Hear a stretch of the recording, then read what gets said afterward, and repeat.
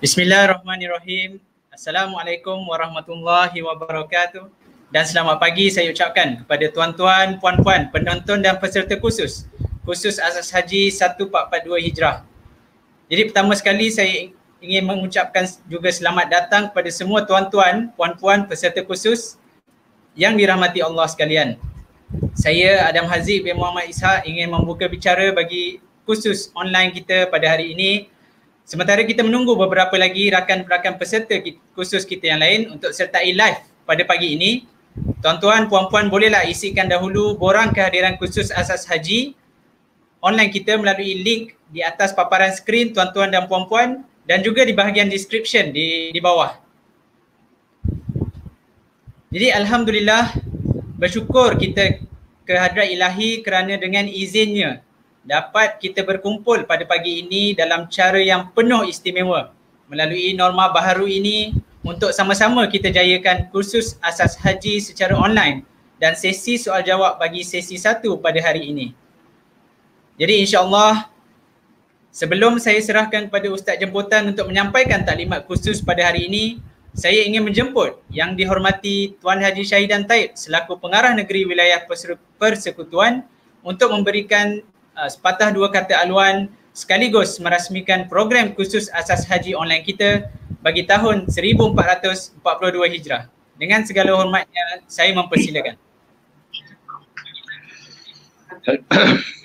Bismillahirrahmanirrahim. Alhamdulillahirabbil alamin. Wassalatu wassalamu ala sayyidina Muhammad wa ala alihi wa sahbihi ajma'in. Assalamualaikum warahmatullahi wabarakatuh.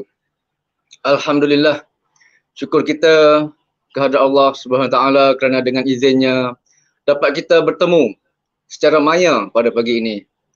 Dan insya-Allah kita akan melaksanakan program kita seperti yang telah dirancangkan, iaitu khusus Asas Haji 1442 Hijrah Tabung Haji Selangor dan Wilayah Persekutuan. Tuan-tuan dan puan-puan peserta khusus yang dirahmati Allah sekalian. Pertamanya saya ingin mengucapkan tahniah kepada tuan-tuan dan puan-puan semua kerana telah terpilih untuk menyertai khusus Asas Haji pada kali ini. Dan ianya merupakan khusus kali kedua kepada bakal haji terpilih 1441 Hijrah. Tujuan utama kursus ini dilaksanakan adalah untuk tuan-tuan dan puan-puan mengulang kaji apa yang telah dipelajari sebelum ini dan juga untuk menambahkan ilmu dan kefahaman tuan-tuan dan puan-puan sekalian, insya-Allah. Berbeza dengan tahun-tahun sebelum ini, khusus Asas Haji pada kali ini dilaksanakan secara maya, iaitu secara atas talian dengan menggunakan platform YouTube Live. Dengan kekangan dan halangan yang tertentu pada ketika ini, pihak pengurusan tabung haji berpendapat kaedah ini adalah kaedah yang terbaik untuk melaksanakan khusus Asas Haji. Jadi saya berharap tuan-tuan dan puan-puan semua dapat menyesuaikan diri dengan kaedah penyampaian ini dan seterusnya dapat menimba ilmu dengan baik, insya-Allah. Untuk makluman tuan-tuan dan puan-puan, khusus Asas Haji 1442 Hijrah Tabung Haji Selangor dan Wilayah Persekutuan ini diadakan khas untuk peserta-peserta khusus dari negeri Selangor dan Wilayah Persekutuan. Ia akan diadakan sebanyak 10 siri, ya, di mana ia akan dijalankan 2 siri pada setiap minggu pada satu hari, iaitu hari Sabtu. Kursus ini akan bermula, ya, sesi yang pertama akan bermula pada jam 8.30 pagi sehingga 10.30 pagi dan sesi kedua pada jam 11 pagi sehingga 1 tengah hari. Dan semua kursus akan dilaksanakan secara atas talian. Tuan-tuan dan puan-puan yang dikasihi sekalian, objektif khusus Asas Haji ini diadakan adalah untuk memberikan pendedahan dan panduan kepada tuan-tuan dan puan-puan mengenai ibadah haji dan umrah, pengurusan haji serta penjagaan kesihatan. Selain daripada itu, ianya juga bertujuan sebagai persediaan awal untuk semua peserta khusus menyiapkan diri sebelum berangkat ke Tanah Suci dan seterusnya membantu tuan-tuan dan puan-puan semua ke arah mencapai haji yang mabrur. Amin. Oleh itu, bagi memastikan objektif ini tercapai, tuan-tuan dan puan-puan adalah sangat digalakkan ya, untuk mengikuti kesemua 10 kursus ini, dan diharapkan tuan-tuan dan puan-puan semua dapat memberikan tumpuan yang sebaik mungkin kepada kursus ini. Tuan-tuan dan puan-puan yang dirahmati Allah, akhir sekali saya ingin mengucapkan tahniah sekali lagi kepada tuan-tuan dan puan-puan semua yang telah terpilih untuk menyertai kursus ini. Semoga Allah Subhanahu Wa Taala memberkati segala usaha kita. Semoga tuan-tuan dan puan-puan memperolehi manfaat daripada kursus ini, insya-Allah. Selamat berkursus. Wabillahi taufiq wal hidayah. Assalamualaikum warahmatullahi wabarakatuh.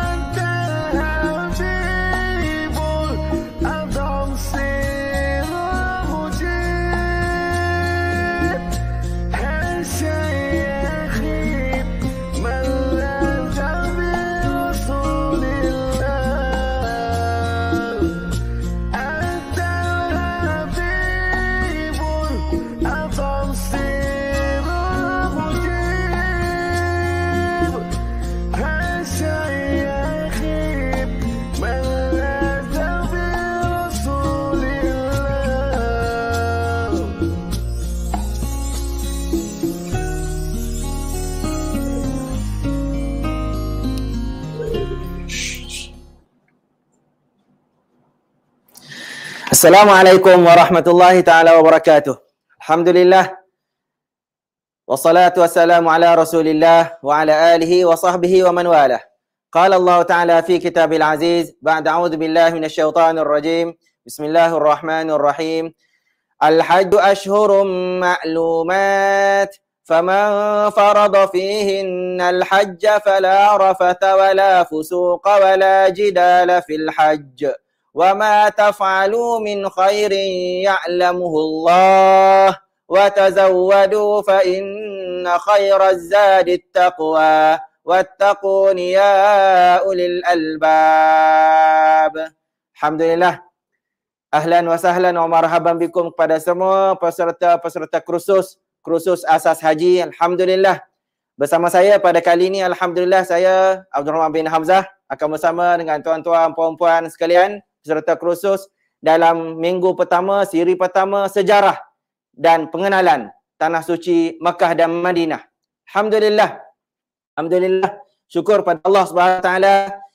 Suara saya semua clear jelas Yang ada di Kelang, yang ada di Sabak Bernam, mohon cuba mungkin boleh tulis di komen di bawah tu. Alhamdulillah. Tak nak mungkin saya bercakap seorang dan sebagainya. Alhamdulillah. Jadi sebelum kita teruskan, mungkin kita boleh talbiah sama-sama. Saya talbiah dan tuan-tuan yang di rumah, yang mungkin sambil drive kereta, yang mungkin sambil goreng kopok leko dan sebagainya di dapur, mungkin boleh talbiah sama-sama. Alhamdulillah. Labbaik Allahumma labbaik, labbaik la syarika laka labbaik, innal hamda wan ni'mata laka wal mulk la syarika lak, labbaik Allahumma labbaik, labbaik la syarika laka labbaik, innal hamda wan ni'mata laka wal mulk la syarika lak, labbaik Allahumma labbaik, labbaik la syarika laka labbaik, innal hamda wan ni'mata laka wal mulk la syarika lak. Alhamdulillah. Terima kasih kepada semua yang telah bertalbiah bersama kita pada pagi ini. Alhamdulillah. Jadi kita norma baru ni dah, kursus asas haji kita berada di depan TV masing-masing, di depan komputer masing-masing, di depan handphone masing-masing. Alhamdulillah. Terima kasih yang bersama dengan kita yang telah ramai ni. Alhamdulillah. Jadi untuk yang seterusnya, untuk mukaddimah kita pada minggu pertama ini, kita secara mudahnya kursus asas haji kita ni akan ada 5 tajuk yang ada kali ini. Sejarah Tanah Suci Mekah dan adab kelebihan Tanah Haram, sejarah Kaabah dan Masjidil Haram, kawasan masyair haji, dan yang terakhir sejarah Madinah. Sebelum kita akan jawab soalan-soalan daripada tuan-tuan, puan-puan, peserta-peserta sekalian. Untuk yang pertama ni, daripada ayat yang saya bacakan pertama tadi sebagai muqaddimah kita, Al-Hajju ashhurum ma'lumat, faman farada fihinna al-hajja fala rafata wala fusuqa wala jidala fil hajj. Wa ma taf'alu min khairin ya'lamuhu Allah wa tazawwadu. Yang saya nak kaitkan di sini sebagai muqaddimah kita, tuan-tuan, puan-puan, datuk-datuk sekalian, peserta khusus yang kita dah kursus mungkin ni kali ke-6 dah kita kursus. Dan ini kali pertama kita kursus secara online kan. Jadi wa tazawwadu fa inna khairaz zadi taqwa. Wa tazawwadu, apa maksud wa tazawwadu? Bersedialah, persediaan yang paling baik azad at-taqwa, dan berbekallah dengan apa yang paling baik ialah takwa. Jadi kita nak pergi Mekah ni, kita nak pergi Tanah Suci, kita nak kerjakan rukun Islam kita yang kelima ni, insya-Allah kita perlu ada bekal. Duit kita insya-Allah ada, badan sihat kita dah senaman, kita dah makan supplement food. Yang takwa adalah bekal yang paling utama, yang paling penting. Jadi sebelum kita pergi lebih jauh kursus asas haji yang seterusnya, insya-Allah tuan-tuan, puan-puan, peserta sekalian, kita kena tahu cerita sejarah Mekah dulu dan sejarah Madinah sebelum kita pergi lebih jauh. Okey, untuk yang pertama, cerita yang menarik yang suka untuk kita kongsi, yang mungkin tuan-tuan peserta sekalian kita dah kursus banyak kali, dah hafal lah cerita Nabi Adam. Yang saya nak kaitkan di sini yang paling menarik sebelum kita pergi ke Mekah ni, cerita Adam, cerita Hawa ialah berkait dengan, ingat yang pertama, taubat. Istilah pertama, poin pertama kita pada pagi ni yang perlu kita ingat, taubat. Adam, Hawa, taubat. Jadi, fatalaqa Adam min rabbih kalimatin fataba alaih innahu huwat tawwabur rahim. Semua kita dah tahu cerita Nabi Adam dan Hawa. Mereka, kita ni manusia sebenarnya adalah penghuni syurga. Alhamdulillah. Cuma disebabkan syaitan laknatullahi alaih, kita dikeluarkan daripada syurga dan kita berada di sini. Jadi antara doa yang Nabi Adam dan Hawa baca semasa mereka berada di planet bumi ni, qala rabbana zalamna anfusana wa illam taghfir lana wa tarhamna lanakunanna minal khasirin. Jadi kita sebagai peserta-peserta kursus semua, untuk kita dipilih oleh Allah Subhanahu Wa Taala, angkatkan diri kita terbang lebih kurang 7,000 km ke Tanah Suci Mekah dan Madinah. Kita perlu bertaubat. Kita perlu mengaku segala kesalahan kita. Seperti mana Adam dan Hawa mengaku kesalahan. Jadi antara doa yang boleh kita hafal, antara doa yang perlu kita ingat, antara doa yang perlu kita selalu sebut dalam sujud kita, dalam solat tahajud kita, dalam solat witir kita. Apa dia? Qala rabbana zalamna anfusana wa illam taghfir lana wa tarhamna lanakunanna minal khasirin. Rabbana, ya Allah, kami mengaku kami menzalimi diri kami sendiri buat dosa. Wa illam taghfir lana, ya Allah, kalaulah engkau tidak ampunkan segala dosa kami, tidak beri rahmat kepada kami, lanakunanna minal khasirin. Alhamdulillah, semoga kita tidak digolongkan di kalangan mereka-mereka yang rugi dan tidak masuk syurga nanti. Alhamdulillah. Dan yang seterusnya, taubat yang pertama. Jadi dalam masa lebih kurang sesi pertama 1 jam ini, sebelum kita buka soal jawab di sesi kedua nanti, mungkin kalau tuan-tuan puan-puan yang ada nak tanya soalan dan sebagainya, boleh tulis nota dulu, dan nanti bila sesi soal jawab boleh tulis dan akan kita show soalan dan kita sama-sama boleh jawab nanti apa yang boleh saya jawab, insya-Allah. Dan yang seterusnya, bila kita bersedia untuk pergi ke Mekah ini, cerita yang perlu kita sama-sama tengok, satu taubat tadi, yang keduanya dalam proses kita nak bertaubat, dalam proses kita nak mengaku segala kesalahan kita ni, akan ada syaitan, akan ada bisikan datang ke telinga kita ni. Ada je. Yalah, contohlah kan, kita suami isteri pun duduk satu rumah musim PKP, musim MCO ni kan. Suami nak makan tom yam, kita pula isteri nak makan pizza. Yalah, lama dah duduk rumah, penat kan. Itu pun kita boleh bertengkarkan, pizza tom yam, pizza tom yam. Bisikan di telinga. Jadi bila kita nak bertaubat ini, syaitan akan datang ke telinga kita, dia akan ajar kita supaya kita tak bertaubat. Itu satu isu. Kalau dalam kitab Talbis Iblis Ibn Qayyim, syaitan ni dia bukan serang orang yang nak bertaubat saja. Orang yang dah buat baik ni pun dia akan serang juga supaya kita yang selalu solat tahajud, kita yang selalu solat witir, kita yang selalu solat sunat dan sebagainya, syaitan datang kacau, bagi was-was kepada kita, dan akhir sekali kita kata kita dah bagus. Aku ni haji ke masjid, orang lain tak boleh pergi masjid musim PKP. Aku je boleh pergi masjid 5 orang je. Lah sekali kita ditipu oleh syaitan, kita diwaswaskan oleh syaitan, kita KO. Minta selamatlah daripada sedemikian.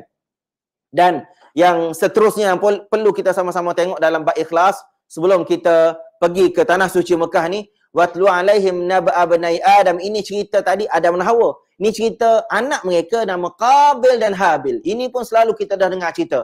Kalau saya nak ulang cerita ni, rasanya kita yang di peserta-peserta khusus yang ada di Selangor, yang ada di wilayah ni, kita yang ahli masjid ni, insyaAllah kita dah ingat cerita dah. Yang poin yang sayanya dalam masa yang terhad ini, ikhlas. Dalam bab ikhlas ini, kita musim PKP ini banyaklah perlu kita ambil pengajaran. Jadi cerita fatuqabbila min ahadihima wa lam yutaqabbal min al-akhar. Qabil dan Habil, semua kita dah tahu cerita, seorang bagi kambing, seorang bagi gandum, seorang ahli pertanian, seorang yang jaga bela binatang peternakan. Akhir sekali Allah terima yang Habil, Allah tak terima yang Qabil. Akhir sekali Qabil, cara ingatnya Qabil tu huruf qaf, qatil, dia bunuh Habil, dan berlakulah seterusnya cerita. Jadi yang saya nak kaitkan di sini, perlu kita sama-sama buat amal ini ikhlas pada Allah. Jadi kadang-kadang kita dah datang kursus haji 6 kali, campur yang online hari ni kali ke-7 dah. Tiba-tiba tak boleh pergi haji. Marah, saya dah kursus 6 kali dah Ustaz, tak boleh pergi haji lagi. Mungkin sedikit keikhlasan perlu kita tanamkan dalam diri kita. Semoga tahun ini Allah angkat bala COVID-19 ini. Semoga imunisasi, kita punya ubat, vaksin nanti akan boleh hilangkan segala penyakit ini, dan insya-Allah bala yang Allah turunkan kepada kita ni akan hilang. Jadi dalam bab ini perlu kita sama-sama kita ikhlas dan bermunajat pada Allah Subhanahu Wa Taala. Dan seterusnya cerita sejarah tanah haram Mekah ni yang perlu kita sama-sama tengok lagi. Tadi Adam dan Hawa. Yang kedua ni perlu kita sama-sama tengok cerita Ibrahim, Hajar dan Ismail. Seterusnya cerita Siti Sarah yang perlu kita sama-sama tengok. Yang seterusnya yang Nabi Ibrahim ini antara yang boleh kita sama-sama tengoknya, cerita Nabi Ibrahim yang boleh kita sama-sama tengok. Qala Allah Ta'ala, Rabbana inni askantu min dhurriyyati biwadin ghairi zi zar'in inda baitikal muharram. Nabi Ibrahim semua kita tahu tak? Kita dah selalu baca selawat selawat Ibrahimiyah dalam tahiyat akhir kita tak? Kalau kita baca, kita dapat pahala banyak. Allahumma salli ala Muhammad kama sallaita ala Ibrahim wa ala ali Ibrahim wa barik ala Muhammad. Jadi alhamdulillah kita dah baca dah. Kenapa kita baca?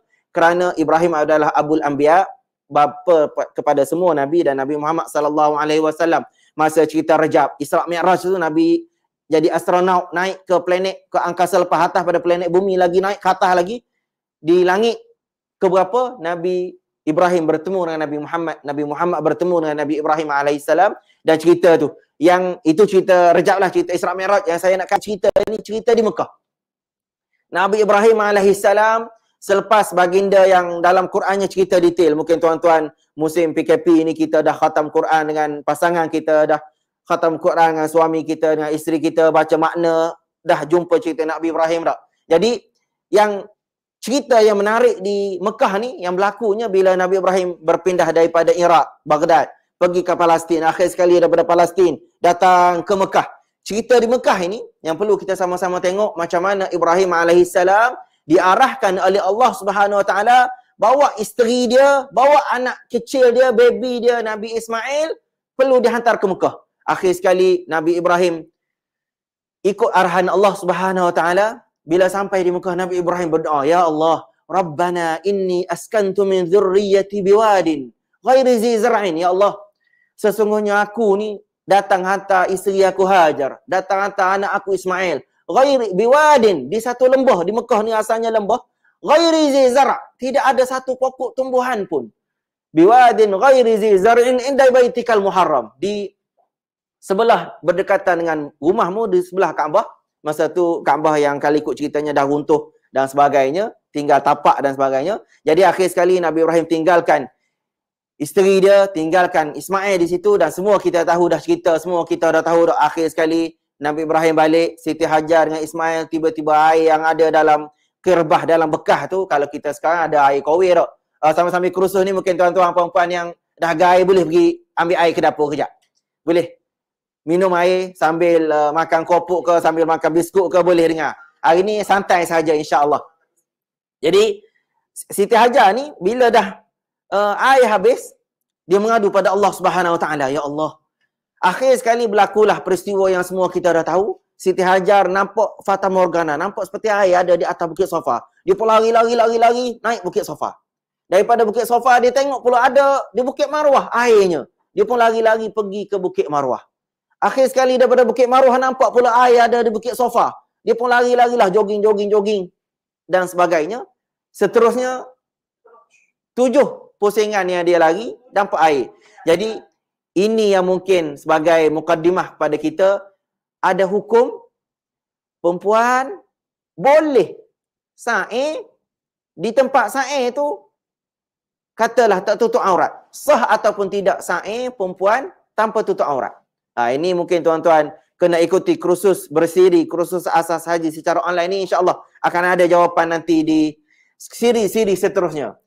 Cuba tanda apakah hukum, adakah boleh muslimah sa'i sambil terbuka aurat ataupun nampak rambut ataupun dan terbuka aurat lah. Seperti mana Siti Hajar lari tadi tu, terbuka betis dia ke, terbuka tersingkap kain di betis ke dan sebagainya.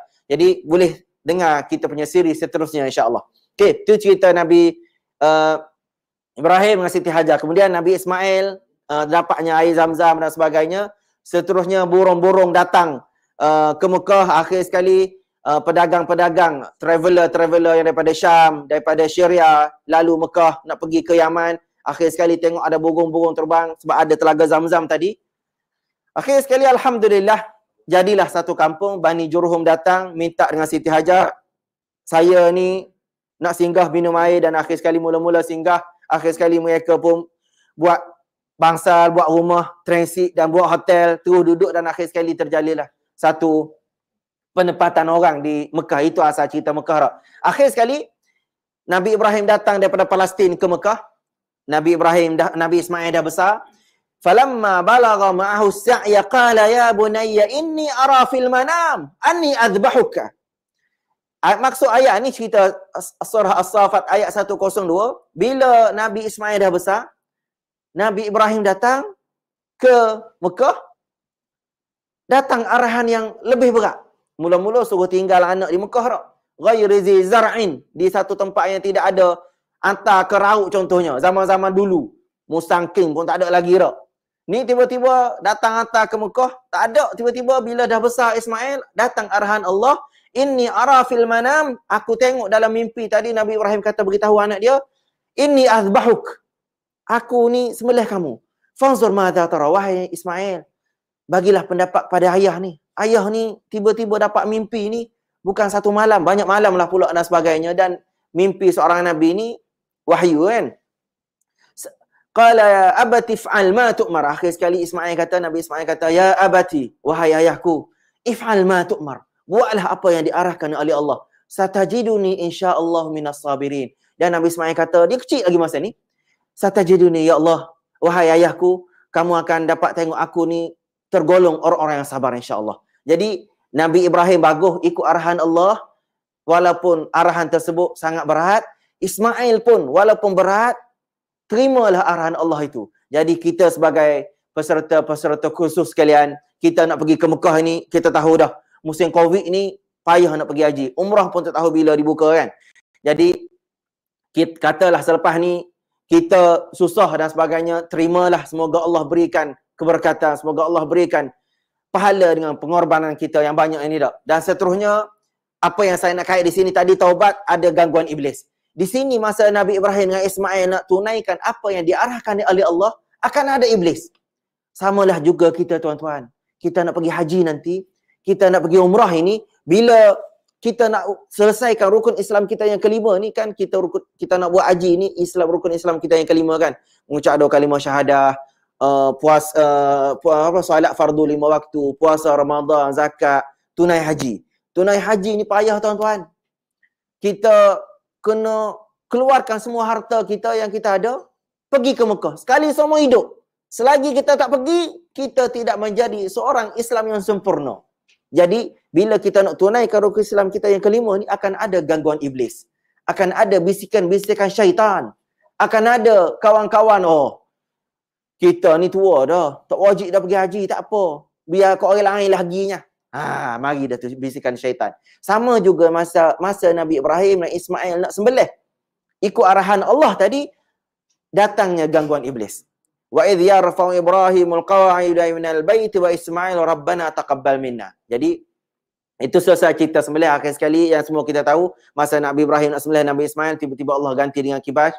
Kalau ikut ceritanya semua kita tahu tak, kibas kambing yang dihantar untuk gantikan Nabi Ismail itu adalah kibas kambing yang Habil korbankan masa anak Nabi Adam dulu tak? Itu ceritalah.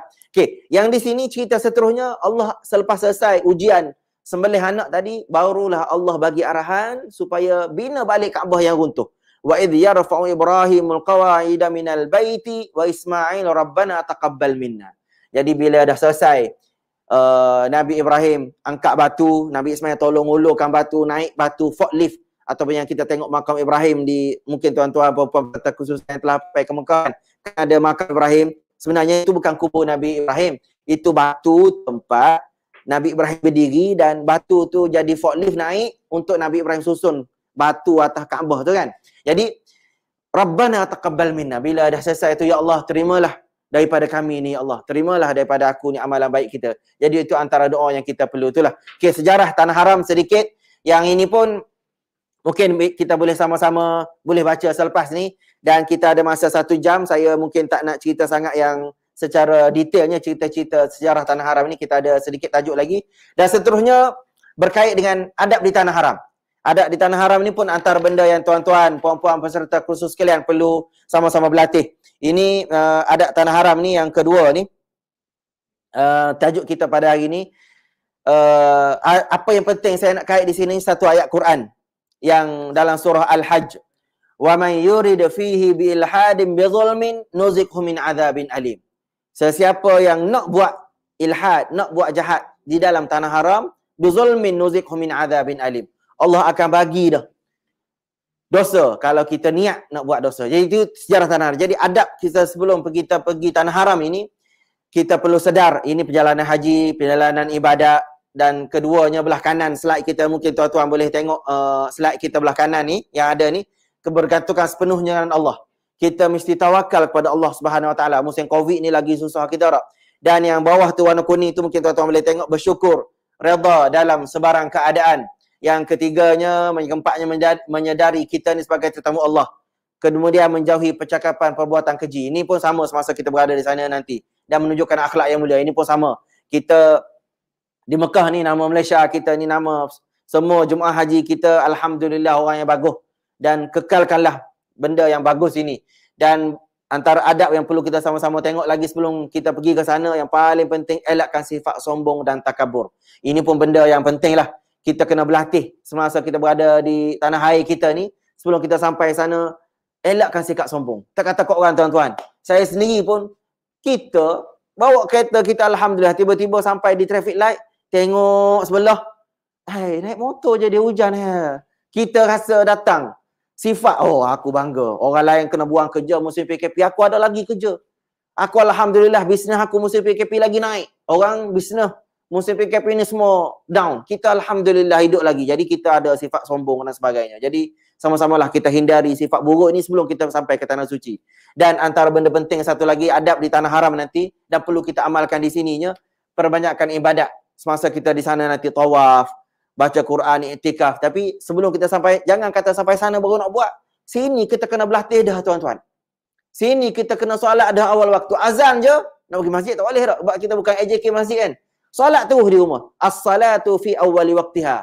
Nabi SAW pesan, ayyul amal afdal. Apakah amalan, apakah ibadat yang paling bagus? Nabi ditanya oleh sahabat. Rasulullah SAW berkata, as-salatu fi awwali waqtiha. Solat di awal waktu. Jadi sama-samalah kita jaga selama kita di tanah air ini. Semoga Allah pilih kita tahun ni. Semoga Allah anugerahkan kita boleh terbang pergi ke tanah suci untuk kita mengerjakan haji. Dan yang selain itu mungkin tuan-tuan boleh sama-sama tengok insya-Allah. Okey, yang seterusnya kelebihan tanah haram yang boleh kita sama-sama tengok. Saya tak nak panjang tajuk ini, kita ada tajuk Madinah lagi sekejap lagi. Kalau ada soalan mungkin tuan-tuan boleh simpan nanti, kita dalam sesi soal jawab boleh tulis nanti. Kelebihan tanah haram, apa yang paling kita sama-sama boleh jaga, sama-sama boleh amalkan, sama-sama boleh ambil selama kita berada di Mekah nanti, selama kita berada di tanah suci nanti insya-Allah.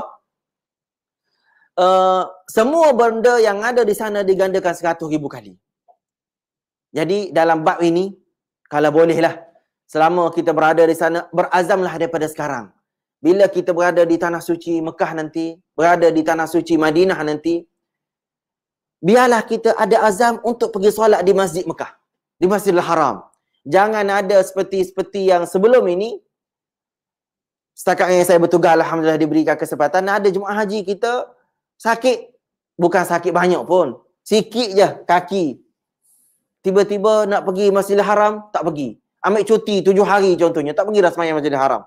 Jadi sama-samalah kita jaga dalam bab ni, semoga kita dapat pahala 100,000. Dan sebenarnya bila kita berada di Mekah nanti, di tanah haram, seluruh tanah haram, semuanya pahala adalah 100,000 kali. Dan kalau kita boleh pergi solat di Masjidil Haram, 100,000 kali darat dengan pahala jemaah 27, darat dengan bilangan jemaah yang solat di dalam Masjidil Haram.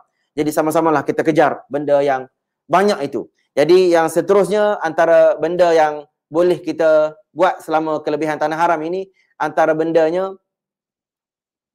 ni pahala tadi tu 100,000 kali yang ada tu kita boleh praktikkan, kita boleh buat semasa kita tawaf.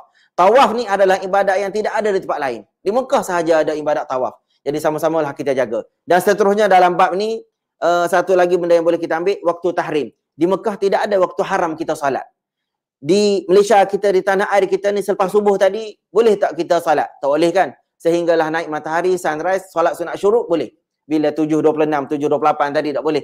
Kita solat sunat syuruk, isyraq 2 rakaat, kemudian tunggu 28 minit pula. Lebih kurang pukul 8 lebih tadi kita dah boleh solat duha kan. Tapi di tanah haram, di Mekah, tidak ada waktu haram. Jadi masing-masing kita selepas subuh boleh nak solat dan sebagainya, boleh kejar pahala-pahala yang ada selama kita berada di sana. Dan seterusnya benda yang paling penting lagi bila kita berada di Mekah nanti, antara tempat mustajab doa. Ini pun sama-samalah kita kejar, sama-samalah kita tanda doa-doa yang kita nak doa semasa kita di tanah suci nanti. Jadi tuan-tuan, puan-puan peserta khusus sekalian, Alhamdulillah, ramai dah yang komen kita ni yang ada, Alhamdulillah. Boleh nanti soalan-soalan komen boleh tulis di bawah, nanti insyaAllah kita akan highlightkan, nanti kita akan show di screen, nanti kita boleh jawab soalan-soalan tersebut. Okey. Yang tempat mustajab doa ni antara benda yang semua kita dah tahu dah, aku banyak kali dah. Saya nak highlightkan antara benda pentingnya, tuan-tuan, puan-puan, kalau boleh daripada sekarang, ambil satu kertas ataupun ambil handphone kita, tulis doa-doa yang kita nak panjatkan, yang kita nak doa semasa kita berada di tanah suci nanti. Jadi kalau boleh senaraikan hajat-hajat kita, senaraikan hajat anak-anak kita, senaraikan hajat jiran-jiran sebelah kita, senaraikan hajat-hajat sahabat-sahabat kita, dan kita bawa kertas tersebut, kita bawa note yang kita tulis dalam handphone kita ni ke tanah suci, kita doa. Jadi ambillah kesempatan kita berada di dalam Kaabah. Boleh masuk Kaabah ke Ustaz? Boleh. Bagaimana? Hijr Ismail. Hijr Ismail itu adalah sama seperti kita berada di dalam Kaabah. Jadi bila sampai di sana nanti, cubalah ambil peluang selama kita lebih kurang 26 hari ataupun 30 hari berada di Mekah Al-Mukarramah dan selebihnya kita berada di Madinah nanti tak. Sama-samalah kita boleh berada solat di dalam Kaabah tu nanti, di dalam Hijr Ismail. Itu antara tempat-tempat dah yang sebaiknya kalau boleh di Multazam. Ini pun satu benda, ya Allah, kita nak sampai sana payah tak.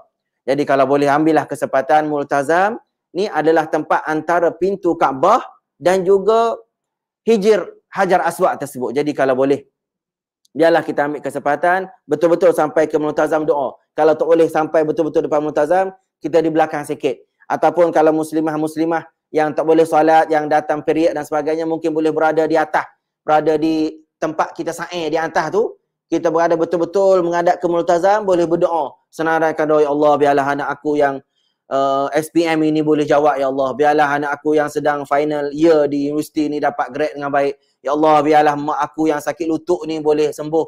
Senaraikan hajat-hajat tersebut, semoga Allah angkat kita boleh pergi haji pada tahun ini, insya-Allah. Semoga kita boleh berdoa di tempat-tempat mustajab di sana nanti, insya-Allah. Dan senarai tempat-tempat mustajab tu, tuan-tuan, puan-puan, peserta kursus sekalian boleh tengok banyak tu. Tempat sa'inya, di Arafahnya nanti, ni wukuf ini antara benda penting lah. Jadi, kita kalau boleh berada waktu wukuf, waktu Arafah, semasa di tanah suci nanti, semasa haji nanti, masa inilah masa yang paling penting, tuan-tuan. Tanda doa kita kalau boleh senarai helai doa tu biar sampai 10 helai. Biar sampai 14 helai pun tak apa, senarai kertas doa kita ni. Biar kita boleh bawa pergi ke Mekah nanti. Yang paling penting, senarai doa ni kita bawa semasa Arafah. Saya ada satu cerita lah. Ni cerita. Dah 45 minit dah tuan-tuan menghadap skrin ni. Hai. Boleh pergi ambil dapur, ambil air kowe dulu ha. Sambil-sambil tu kan. Okey, satu cerita lah. Saya tengok saya bertugas musim tahun berapa, musim haji. Semoga Allah terima haji sahabat kita tadi. Dia alhamdulillah seorang hajah kita ni, seorang muslimah kita ni, dia dah senarai hajat-hajat dia ni nak berdoa di Arafah seperti yang kita sarankan ni. Cuma bila sampai di Arafah, kertas doa dia tadi tu tertinggal dalam bah. Tertinggal dalam bah. Kita ni yang bertugas ni, dia kata, "Tuan," dia tak panggil tuan, biasa dia panggil tabur haji tak? Tabur haji. Tak tahulah kita ni ustaz kita kepada panggil tabur haji tak? Kertas doa saya tertinggal dalam bah. Boleh tak kejar bah tadi, saya nak ambil kertas doa. Kita pun telefonlah sebabkan bah ada nombor. Kita pihak tabur haji ni, Masya Allah, Tabarakallah, hebat dia punya SOP dan sebagainya, ada semua, ada nombor bah. Kita telefonlah bah tu. Tiba-tiba, bah tu ambil orang lain, ada negara lain pula, muasasah haji yang kawal bah dan sebagainya, ditukar dan sebagainya. Last sekali, kertas doa dia tu hilang. Jadi, kita sampai Arafah hari 8 Zulhijjah, kita wukuf 9. Esoknya masa wukuf, dia duk carilah kertas doa dia, datang jumpa sayanya, mana kertas doa saya nak doa ni. Tak dapat. Habis waktu Arafah, pergi ke Muzdalifah malam. Tak ada lagi kertas doa dia. Lah sekali, lepas habis Muzdalifah masa mabit malam, bah tak jumpa lagi, kertas doa dia tak jumpa lagi, dia marahlah, nak doa tak boleh ni. Jadi, sampai ke Mina, masa duduk di Mina, kan kita akan mabit di Mina 3 hari ni. Ni cerita kertas doa tadi ni. Akhir sekali masa duduk Mina ni, dia tak puas hati, dia pun ajak kita pergi. Saya nak pergi cari bah lah. Saya ingat bah tu, bentuk warna apa, pelik bahnya apa, dia pun pergi carilah. Kita pun bawalah pergi ke Muzdalifah tu, pada pasir luar tu ada, bukan 100 buah bah, saya rasa ada 1000 bah lah. Pergilah bawa kita ni, hajah ni tadi. Akhir sekali, naik tangga bah nombor 1, bah nombor 2, bah nombor 3. Akhir sekali, tak jumpa. Kita pun penat dah tuan-tuan, pada pasir panah. Tak jumpa. Akhir sekali balik ke Mekah habis dah haji. Tak puas hati lagi nak cari kertas doa dia ni. Dia kata ada doa penting. Kita pun bawalah dia pergi Wizaratul Hajj, Kementerian Haji. Kan ada orang barang-barang hilang. Bawalah dia pergi cari. Tak jumpa juga tuan-tuan. Akhir sekali lepas nak balik dah ni, dia tak puas hati juga. Dia kata, saya nak juga kertas doa saya tu. Bawalah pergi ke tempat simpan bah di mana tu? Dekat dengan Sumaishi. Kalau tuan-tuan pernah sampai Sumaishi, dekat Sumaishi, dekat yang kita niat umrah tu. Dekat cerita Ja'ran, bukan cerita Ja'ran, cerita yang Nabi Hudaibiyah. Cari bah kat situ, pada pasir luar ada ratus ribu bah, tak jumpa juga. Jadi kesimpulan daripada cerita ni tuan-tuan, puan-puan peserta kursus sekalian, senarai hajat kita, senarai doa kita yang kita tulis dalam 14 helai, 10 helai tadi tu tuan-tuan, buatlah 2, 3, 4 salinan. Lepas kita tulis 10 helai tadi, photostat 2, 3 salinan, letak dalam beg besar, letak dalam beg galah, letak dalam beg isteri pula contohnya. Ataupun kita yang anak-anak muda yang peserta kursus orang KL kita ni, orang Selangor kita ni yang pandainya, mungkin boleh tulis doa dalam handphone, dalam note, save dalam handphone, hantar ke Gmail, hantar ke email Yahoo. Kalau kita yang ada lagi email Hotmail, ingat tak email Hotmail zaman dulu? Hantar ke email Hotmail tu, simpan dalam tu. Jadi bila hilang kertas yang utama, kita buka Gmail, boleh buka doa kita balik tak? Itu cerita doa lah. Jadi pentingnya kita berada di Arafah semasa wukuf untuk kita berdoa semasa waktu Arafah tersebut. Jadi jagalah tempat-tempat bersajab doa semasa di sana nanti. Okey, seterusnya sejarah Kaabah, sejarah Masjidil Haram. Ini pun mungkin tuan-tuan kalau nak baca berdetail mungkin boleh baca seterusnya, insya-Allah. Kita dalam masa terhad ni ada sikit lagi sebelum kita masuk cerita Madinah, Kaabah dan sebagainya. Satu lagi poin, kita sebagai orang Islam, kita tidak sembah batu Kaabah tu. Pernah satu isu timbul di negara kita, orang Hindu kata kita orang Islam sembah batu hitam. Sama je aku dengan kau, dia kata. Aku pun sembah berhala, kamu pun sembah berhala batu hitam. Tidak tuan-tuan. Kita orang Islam, kita tak sembah Kaabah tuan-tuan.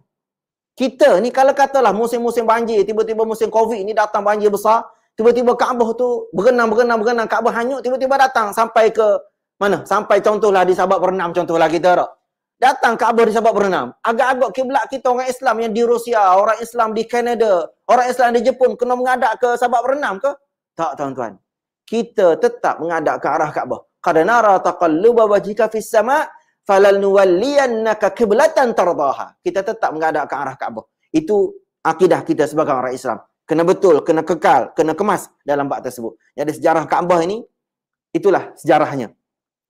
Pembinaan dan sebagainya. Dan poin penting satu lagi, betul-betul di atas Kaabah ini ada Baitul Ma'mur. Baitul Ma'mur ni apa? Tempat tawaf kepada malaikat-malaikat, makhluk-makhluk yang ada di langit sana.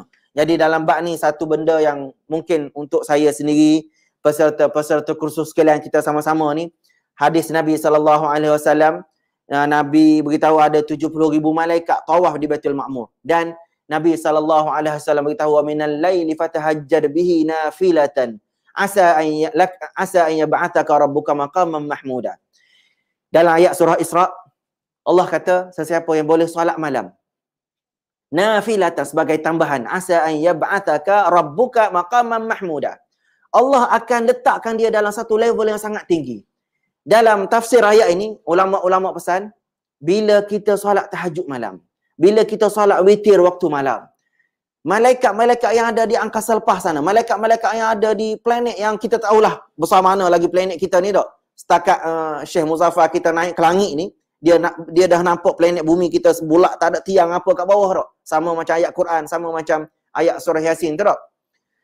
Ni malaikat yang ada di sana kalau ikut dalam tafsirnya, boleh nampak rumah kita, boleh nampak kita yang solat tahajud, solat waktu malam di rumah kita ni. Maksudnya orang-orang yang solat malam, orang-orang yang solat tahajud, orang-orang yang solat witir, badannya akan ada aura, badannya akan ada cahaya, badannya akan ada sinaran. Sinaran tu siapa yang tengok? Malaikat yang ada di langit sana, yang tawaf Baitul Ma'mur ni. Yang ada di sana boleh nampak sinaran badan kita. Jadi sama-samalah kita bertaubat, sama-samalah kita ikhlas, sama-samalah kita beramal untuk Allah pilih kita, angkat kita ni, boleh kita pergi ke Mekah mengerjakan rukun Islam kita yang kelima ni, insya-Allah. Dan Baitul Ma'mur ada di atas sana, itulah antara pengajaran yang boleh kita ambilnya. Dan itu binaan Ibnu Zubair, binaan Hajjaj yang kita boleh sama-sama tengok. Dan peringkat awal Nabi Ibrahim, dan tuan-tuan boleh bacalah sejarah-sejarah Masjidil Haram tersebut. Itu gambar Masjidil Haram ni. Antara benda satu lagi yang sebelum tuan-tuan peserta sekalian sampai ke Mekah bagi yang first timer lah. Tapi rasanya insya-Allah kita orang Malaysia ni rasanya semua dah sampai Mekah dah. Kalau ada pun sebilangan kecil lagi lah yang belum sampai umrah. Jadi mereka-mereka yang belum pernah sampai ke tanah suci Mekah, belum sampai ke tanah Madinah ini, mungkin tuan-tuan boleh tengok peta ni, kenalkan penjuru-penjuru Kaabah kita ni. Hajar Aswadnya di mana, pancur emasnya di mana, multazamnya di mana, sama-sama kita tengok itulah insya-Allah. Dan Seterusnya amalan di Masjidil Haram ini antara benda penting ni pun sama-sama saya rasa kita dah kursus 6 kali dah yang fizikal dah. Ni kali pertama yang online ini rasanya dah hafal dah. Apa amalan yang kita nak buat di Masjidil Haram dah. Sama-sama lah. Jadi antara benda pentingnya ni iktikaf yang kita amalkan di sini, yang kita AJK masjid ni, kita 5 orang yang tak boleh pergi masjid dah. Alhamdulillah, Allahu Akbar. Kita je boleh pergi masjid. Jangan takabur pula tuan-tuan. Ingat kita boleh pergi masjid ni tak? Aku dah bagus ni, insya-Allah boleh pergi Mekah. Jangan.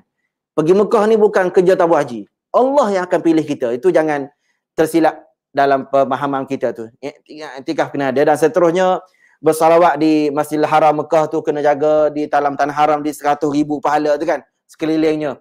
Dan satu lagi sebelum saya lupa tadi, ayat yang saya bacakan di awal tadi, wa may yurid fihi bi ilhadin bi zulmin nuziqhu min adzabin alim. Maksud ayat tadi apa dia?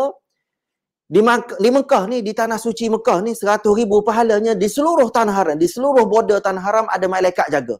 Dalam surah Al-Hajj Allah kata, sesiapa yang niat nak buat jahat akan ada dosa dah.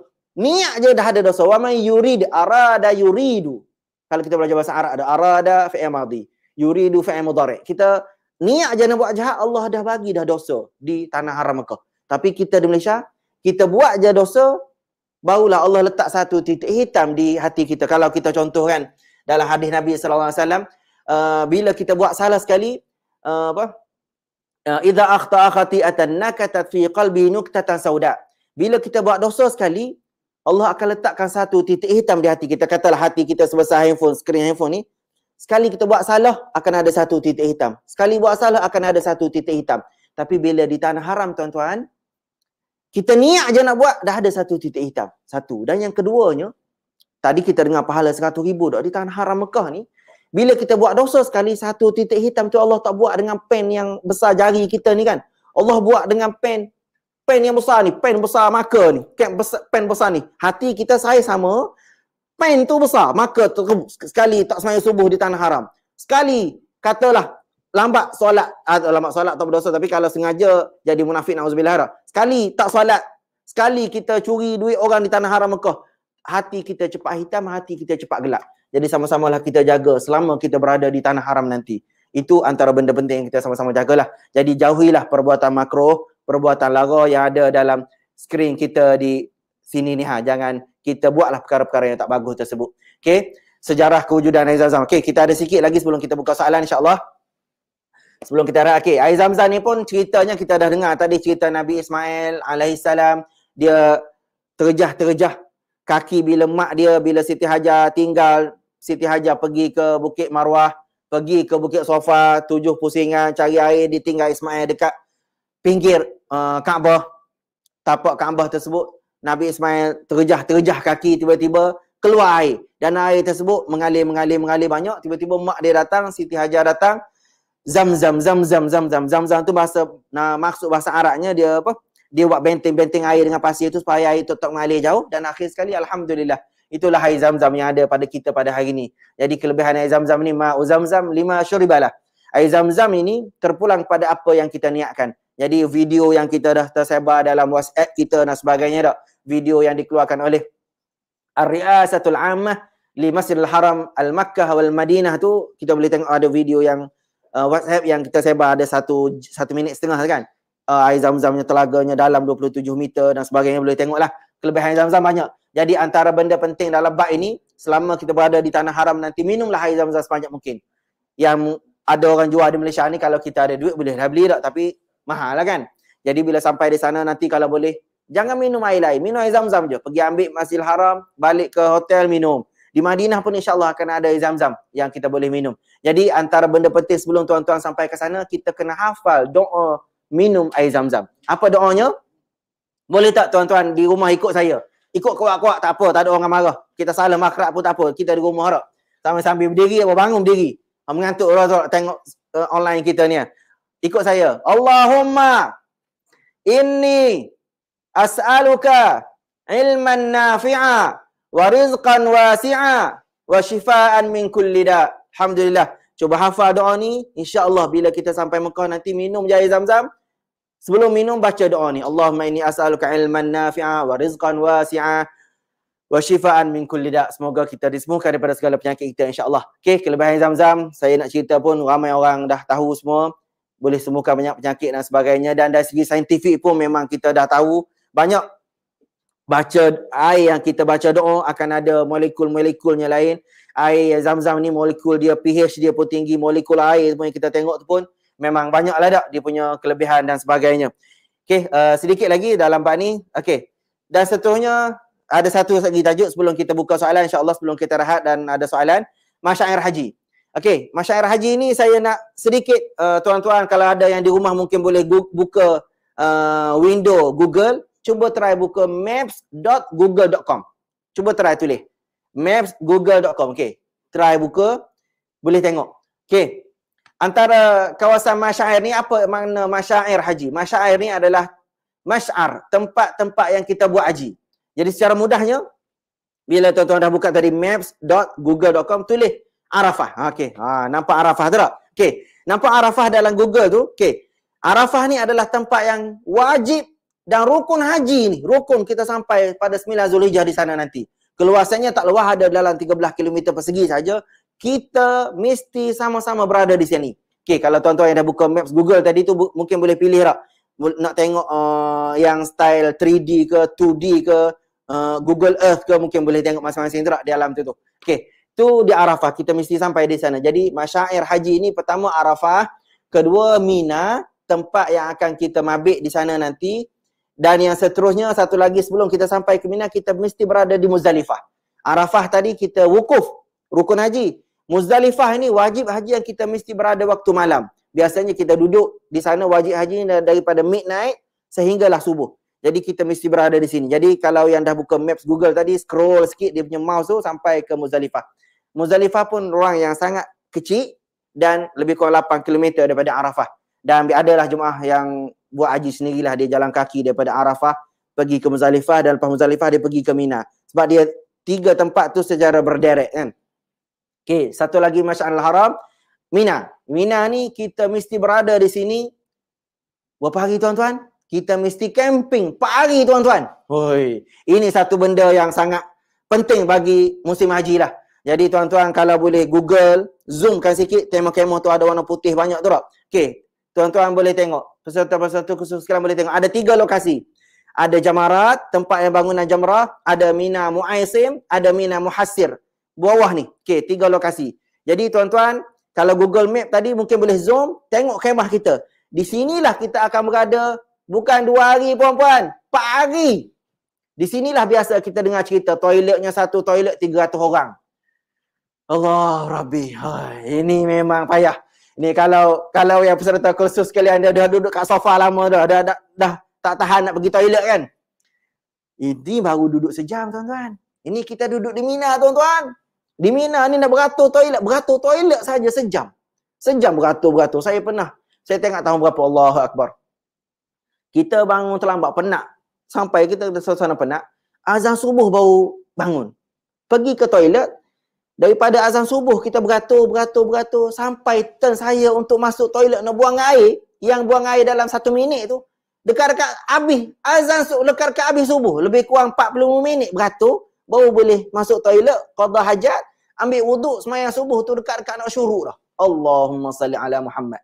Ramainya orang di sana, suasana camping kita di Araf, di Mina ni. Jadi bukan nak takutkan tuan-tuan, tapi inilah Masjidil Haram, inilah tempat yang kita akan buat haji nanti. Jadi semoga Allah berikan kesihatan kepada kita. Jadi nak avoid daripada macam situasi saya tadi tu, kena bangun awal lah. Jadi nak bangun awal, kena berlatih di Malaysia ni lagi. Boleh bangun solat tahajud, boleh bangun solat witir, biar kita ni mudah sedar tidur, ataupun bila sampai di sana nanti kita boleh ready lah. Okey, itu Masjidil Haram Mina.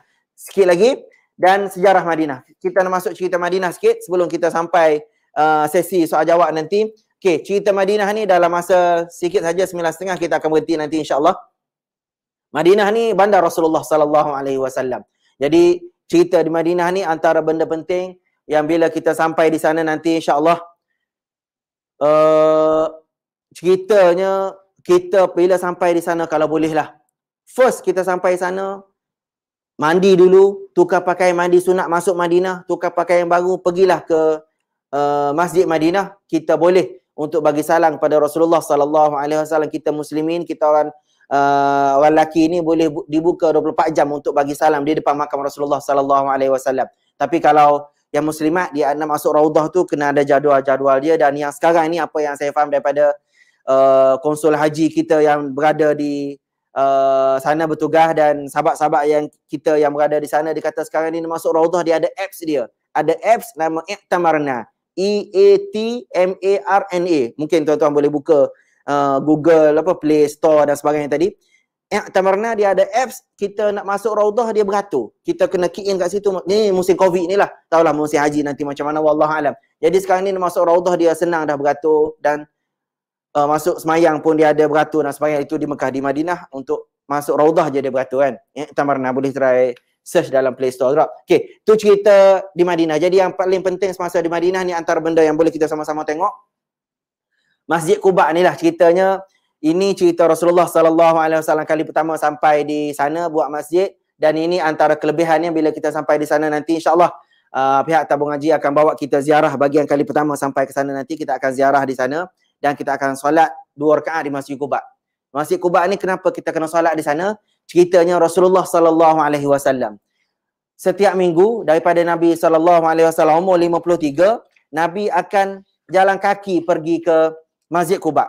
Ada Nabi naik unta, ada Nabi naik kuda dan sebagainya lah.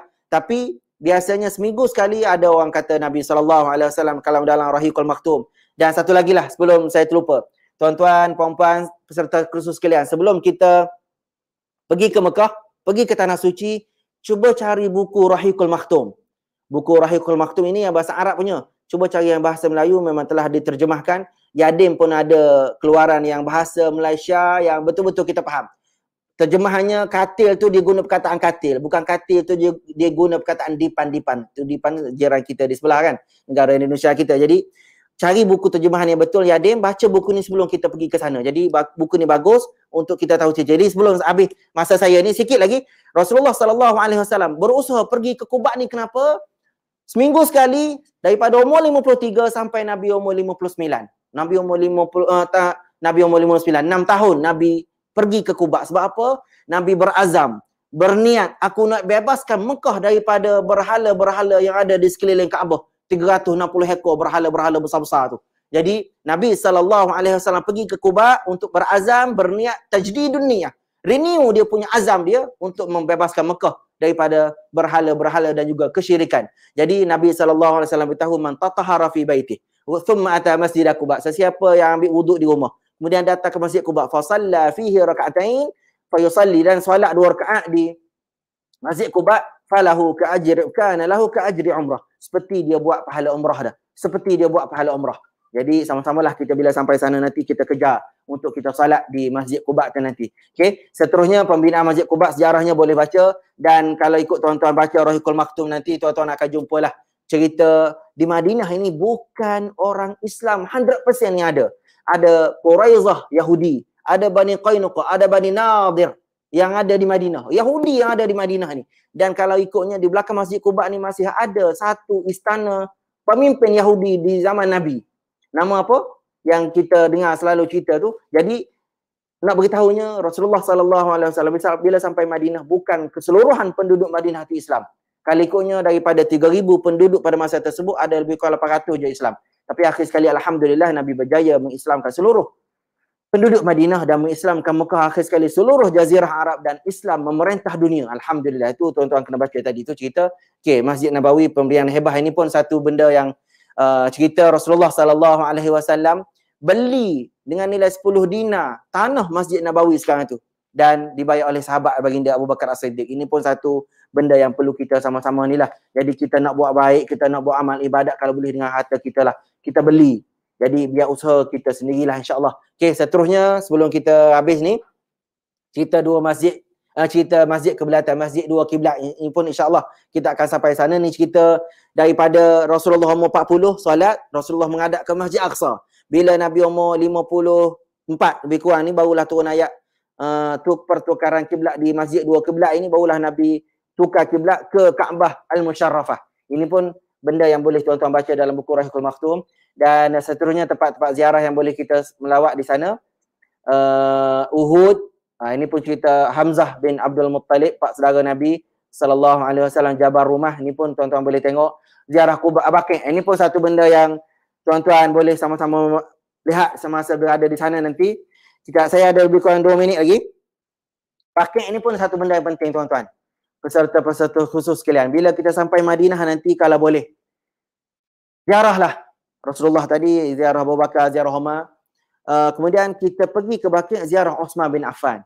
Cerita Uthman bin Affan mati dibunuh oleh pemberontak di zaman dia. Satu benda yang sangat penting, tuan-tuan boleh baca juga. Dan di Baqi' ini boleh melawatlah tempat tersebut. Dan kalau tuan-tuan ada masa, bila selesai waktu solat asar contohnya, ataupun selepas solat subuh, kan kita ada di Madinah nanti 7 hari ataupun 8 hari dan sebagainya, kita berada di sana nanti, boleh susun masa. Selepas subuh ke, ataupun selepas asar, tak panas sangat cuacanya, selepas solat jenazah, kita ikut jenazah masuk dalam perkuburan Baqi'. Sebab apa? Kita nak tengok macam mana jenazah disimpan di dalam perkuburan Baqi', dan di situlah tempat kita nanti. Inilah tempat terakhir kita, tempat bermulanya kehidupan kita untuk kita kekal abadi di syurga nanti, insya-Allah. Kita akan berpindah daripada alam dunia ke alam barzakh. Jadi kalau rasa kita ni kerah hati, orang Kelantan kata kerah pedar, jenis orang bagi nasihat pun tak dengar kan, jenis sombong, takabur kita ni tak. Masuk dalam kuburan Baqi', tengok orang simpan jenazah, insya-Allah kita akan boleh sedar, kita akan boleh tahu. Jadi sama-samalah kita ziarah ke kuburan Baqi' nanti, insya-Allah. Dan yang terakhir sebelum kita tutup sesi pertama ni, sebelum kita buka soal jawab nanti, insya-Allah tuan-tuan, puan-puan peserta khusus sekalian boleh sedia dengan soalan, type di komen di bawah. Tim kita akan showkan, insya-Allah sama-sama kita akan jawab nanti, insya-Allah. Okey, kesimpulan terakhir, kita dapat tahu sejarah tanah suci Mekah, adab di tanah haram Mekah, dan kita tahu tempat kita nak buat haji, Masy'aril Haram, Masy'air Haji, Arafah, Muzdalifah, Mina. 3 tempat ni. Arafah, Muzdalifah, Mina. Cubalah hafal 3 ni. Kita boleh ingat IKEA, boleh ingat apa lagi? Toys R Us, boleh ingat semua pasar-pasar di KL kita ni tak? Cuba ingat juga Arafah, Muzdalifah, Mina. 3 tempat ni, insya-Allah. Dan akhir sekali sejarah Madinah. Jadi saya rasa sampai sini saja dulu. Kita bertemu lagi selepas iklan dan selepas rehat. Assalamualaikum warahmatullahi taala wabarakatuh.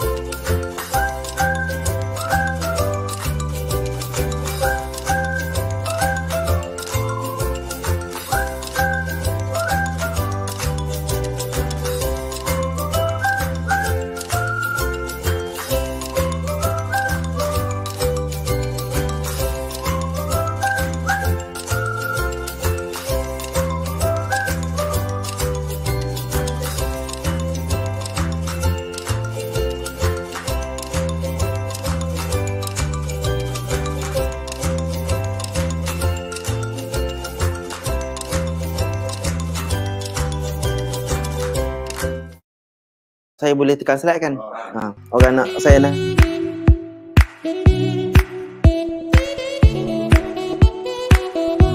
Okay, kalau you guys nak tahu, tabung haji pun ada link account dengan Bank Islam.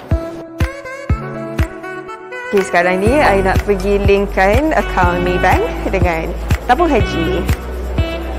Sebab selama ni simpan pun guna cash. Rupanya kita dah boleh transfer online. Kan lebih cepat.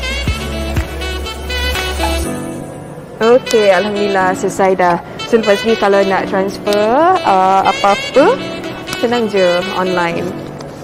Tak payah nak ke tabung haji lah. Terima kasih tabung haji. Bye. Assalamualaikum.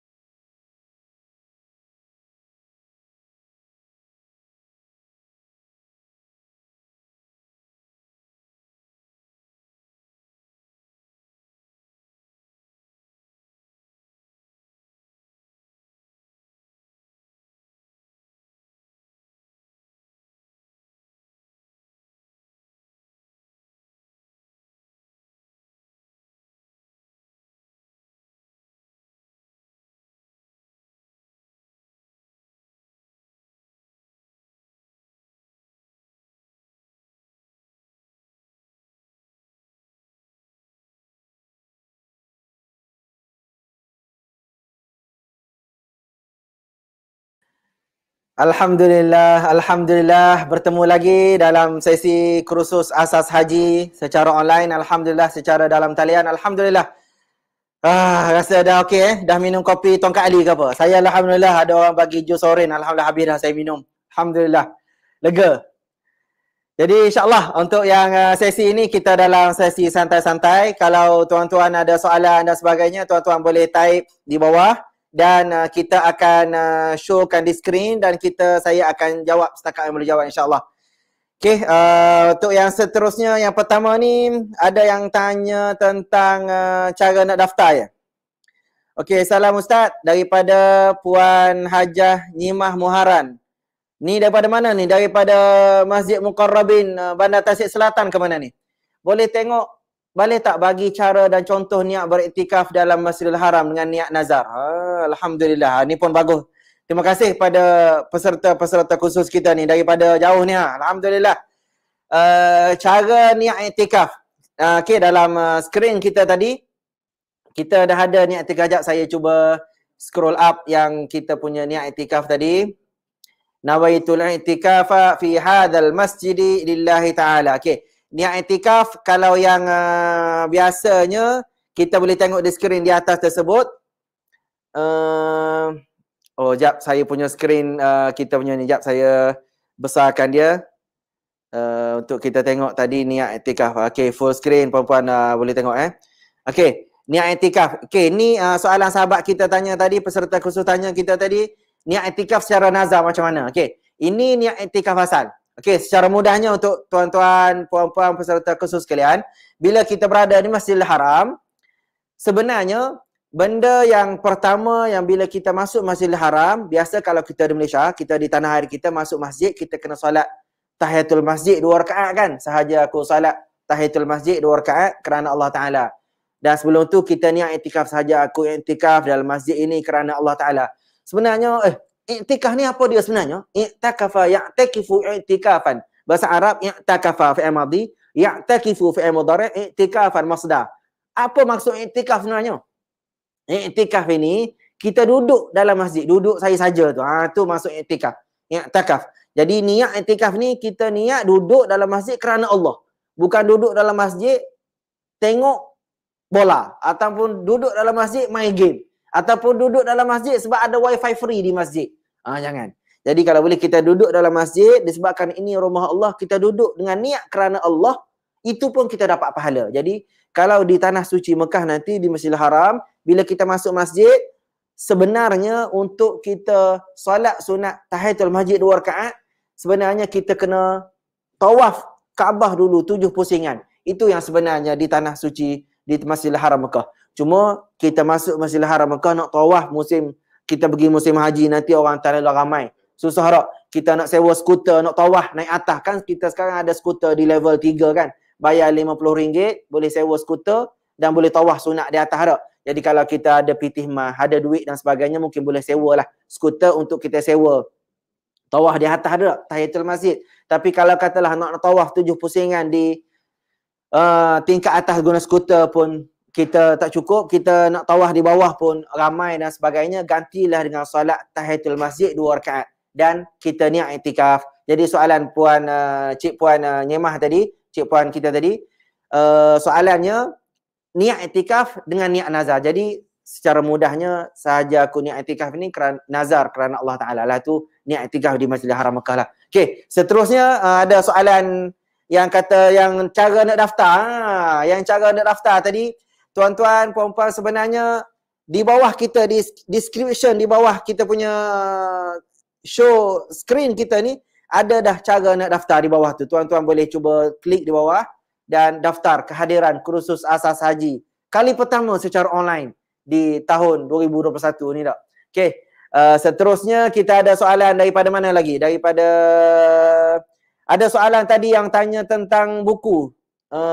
Okey, apa soalan ke Sally Samad, Cik Puan Sally Samad, apa nama buku yang Ustaz galakkan beli tadi? Bagus. Ni daripada mana ni? Daripada Arah Damansara ke daripada mana ni? Terima kasih tanya soalan. Okey, tentang buku tadi, saya ada yang version bahasa Arab je, Cik Puan. Saya ada buku Rahiqul Maktum yang saya syorkan untuk baca tadi. Cari buku ini, Rahiqul Maktum yang bahasa Melayu punya.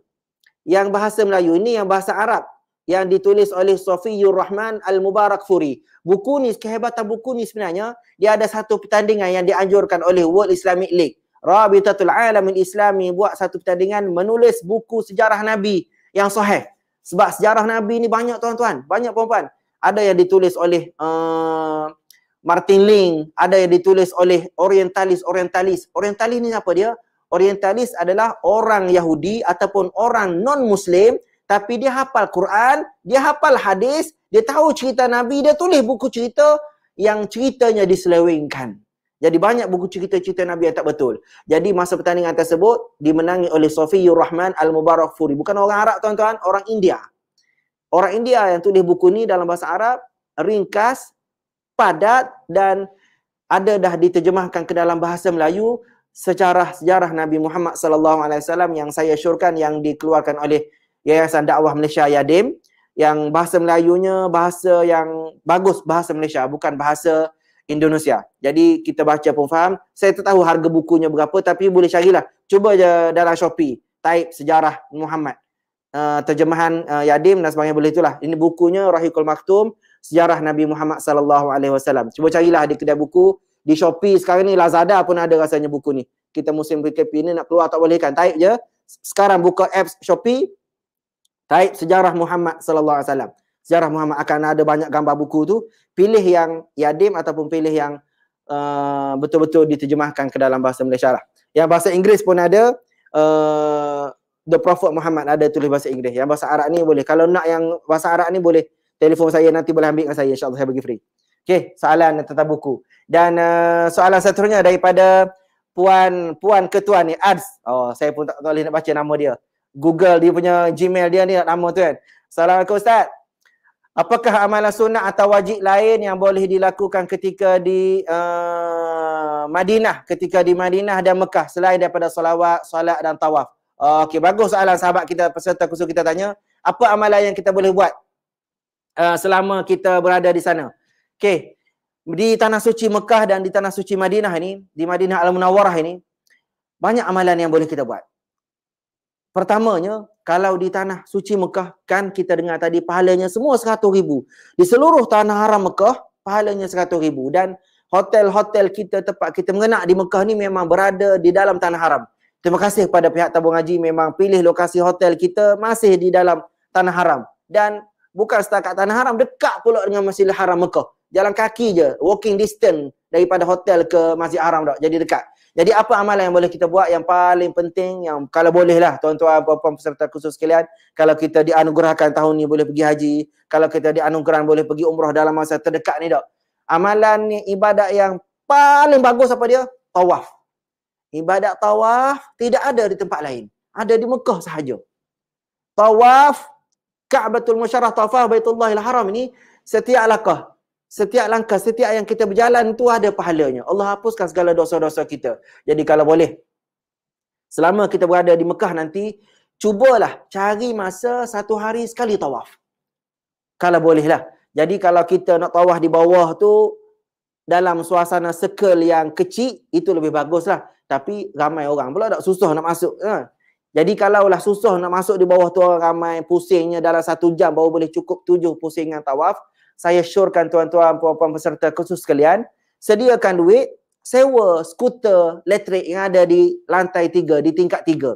Kita ada skuter di tingkat 3 yang disediakan oleh Masjidil Haram, bawa duit RM50, pergi ke kaunter dia, kaunter tu insya-Allah dia boleh pandai bahasa Melayunya, insya-Allah ramai orang Malaysia. Tak perlu risau bahasa Arab ke, tak perlu hafal uridu an astajira kursi elektrik. Tak perlu hafal, tak apa. Pergi je tunjuk RM50, dia faham dah. Dia pun tulis resip, bagi duit RM50, dia bagi resip kat kita, dia pun tunjuklah skuter elektrik. Kita pun naik skuter elektrik tu, dan skuter elektrik tu tuan-tuan senang nak bawa. Oi, memang senang.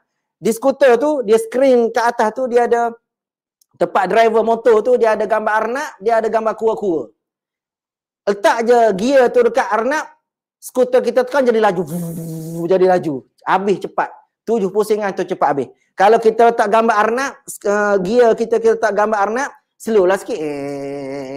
Slow sampai kita baca doa, kita baca buku doa sambil tawaf tu, insya-Allah habis. Dan setakat pengalaman saya, kalau ibadat tawaf ni, kalau guna skuter tu, kalau kita sewa 50 rial tu, satu bateri ataupun sekali kita sewa tu, kita tawaf 7 pusingan, ada bateri lagi, boleh tawaf 7 pusingan lagi, dan kali ketiga, set tawaf ketiga kita, 7 pusingan ketiga tu barulah habis bateri. Itu ibadat yang boleh kita buat semasa kita di sana lah, tawaf. Dan yang kedua, selain daripada tawaf, ibadat ni ada di sana saja. Yang keduanya, kalau boleh, perbanyakkanlah selawat. Ni yang tak guna modal. Selawat mulut. Selawat ni pun antara benda penting. Kita di Malaysia, man salla alayya salatan sallallahu alaihi biha ashra. Sesiapa yang selawat sekali akan dapat 10 kali dah. Dan ditanya tadi, selain daripada tu selawat, lepas tu yang satu lagi sedekah lah. Sedekah antara benda penting. Dan kalau kita sedekah di sini, kita dapat pahala 1 digandakan 10 sehingga digandakan 700 kali dah. Tapi kalau di tanah haram Mekah, setiap kali kita buat pahala, kita akan digandakan 100,000. Jadi kalau kita sedekah RM1, 1 rial, Allah akan gandakan 100,000 rial, tuan-tuan. Jadi ambillah kesempatan kita berada di sana. Kalau katalah kita berada di sana, ada kawan sebilik kita yang tak lalu, tak selera makan makanan yang kita dah sediakan tersebut, cuba beli shawarma Arab ke, cuba beli roti Arab ke, bagi kawan kita dalam bilik tu makan. Alhamdulillah, tu pun sedekah yang baguslah, amalan yang boleh kita buat di sana. Dan satu lagi, amalan yang kita boleh buat di Madinah. Selama kita berada di sana nanti, cubalah khatam Quran di tanah suci Mekah. Cubalah khatam Quran di tanah suci Madinah. Di Mekah ni, kita khatam Quran, di Malaysia jangan-jangan tuan-tuan. Payah nak habis Quran. Kalau pun habis masa kita PKP ni, duduk rumah. Tak ada kerja nak buat, nak keluar, kena sama 1000. Bacalah Quran kita, Alhamdulillah, yang baca Quran. Kalau yang tengok cerita Korea, ada ke kita punya peserta kursus tengok cerita Korea? Tak ada tak, tu anak-anak kita kan. Kita ni Alhamdulillah. Bagus juga tengok tu apa yang boleh pengajaran kan. Tapi amalan yang boleh kita buat di tanah suci Mekah ni khatam Quran. Baca Quran biar kita habis 30 juzuk. Ini kalau boleh lah. Kalau boleh yang terbaiknya, ambil masa, sebab satu kali khatam Quran di Mekah, kita boleh 100,000 kali khatam. Jangan kita wakaf Quran saja, jangan kita beli Quran saja letak Masjidil Haram. Kita sendiri tak pernah baca. Kita sendiri tak pernah habis, jangan. Biar kita habis baca, dan yang terbaik tuan-tuan, baca selama kita berada di Mekah, kita khatam di Arafah. Contohnya, khatam masa haji tu contoh. Ataupun khatam dengan satu lagi yang terbaik, baca, isteri baca bahasa Arab, kita baca bahasa Melayu. Yalah, kita baca bahasa Arab, kita tak kena tak. Kita paskan yang susah tu pada isteri kita kan. Contohnya lah, pada pasangan kita. Baca yang bahasa Arab, baca bahasa Melayu terjemahan. Biar kita boleh faham Quran, dan kita boleh khatam Quran 30 juzuk. Dengan baca maksudnya, baca maknanya, selama kita berada di tanah suci Mekah. Okey, selesai soalan tu. Ada soalan lain yang kita boleh sama-sama tengok. Okey, soalan yang daripada Puan Amishah. Amishah ke apa tu? Ismail. Soalan, jika dilihat telah berlaku 5 kali pembinaan semula, termasuk yang terakhir Nabi Muhammad SAW. Maksud bina semula ini adakah runtuhkan kemudian bina? Jika ya, bagaimana dengan batu gunung yang asal? Ni pembinaan Kaabah Okey, pembinaan maksudnya saya faham tu pembinaan Kaabah lah tu telah dibina yang terakhir Nabi Muhammad SAW. Okey, bina Kaabah ni kalau ikutnya, kenapa Kaabah dulu dibina semula? Kerana berlakunya banjir besar. Bila banjir besar, runtuh, dihanyutkan air batu Kaabah tu, dihanyutkan ke tempat lain, dan Nabi Ibrahim bina balik, letakkan asas-asas balik. Dan sama juga semasa Nabi Muhammad SAW. Ingat tak cerita dalam sejarah tadi tu, sebelum Nabi Muhammad dilantik menjadi Nabi SAW. Nabi masa, kan kita semua tahu sejarah Nabi kok. Dalam buku Rahiqul Maktum ini diceritakan. Nabi SAW daripada baby, Nabi lahir, Nabi jadi anak yatim. Kemudian, Nabi dibela ataupun dijaga oleh Halimatus Sa'diyah di Taif. Bila di Taif, umur 6 tahun, balik ke Mekah Al-Mukarramah, mak dia meninggal. Dan Rasulullah SAW dijaga oleh Abdul Muttalib. Dan lepas dijaga oleh Abdul Muttalib, bapa saudara pula Abu Talib yang jaga. Masa ni Rasulullah bela kambing. Dan masa ni lah Rasulullah SAW diajar berniaga, dibawa ke Syam berniaga dan sebagainya. Yang saya nak kait di sininya, masa Nabi SAW berumur 35 tahun, datang banjir besar, Kaabah runtuh lagi. Bila Kaabah runtuh, masa ni Nabi telah menjadi seorang peniaga yang hebat. Nabi telah dimuliakan oleh seluruh penduduk Mekah.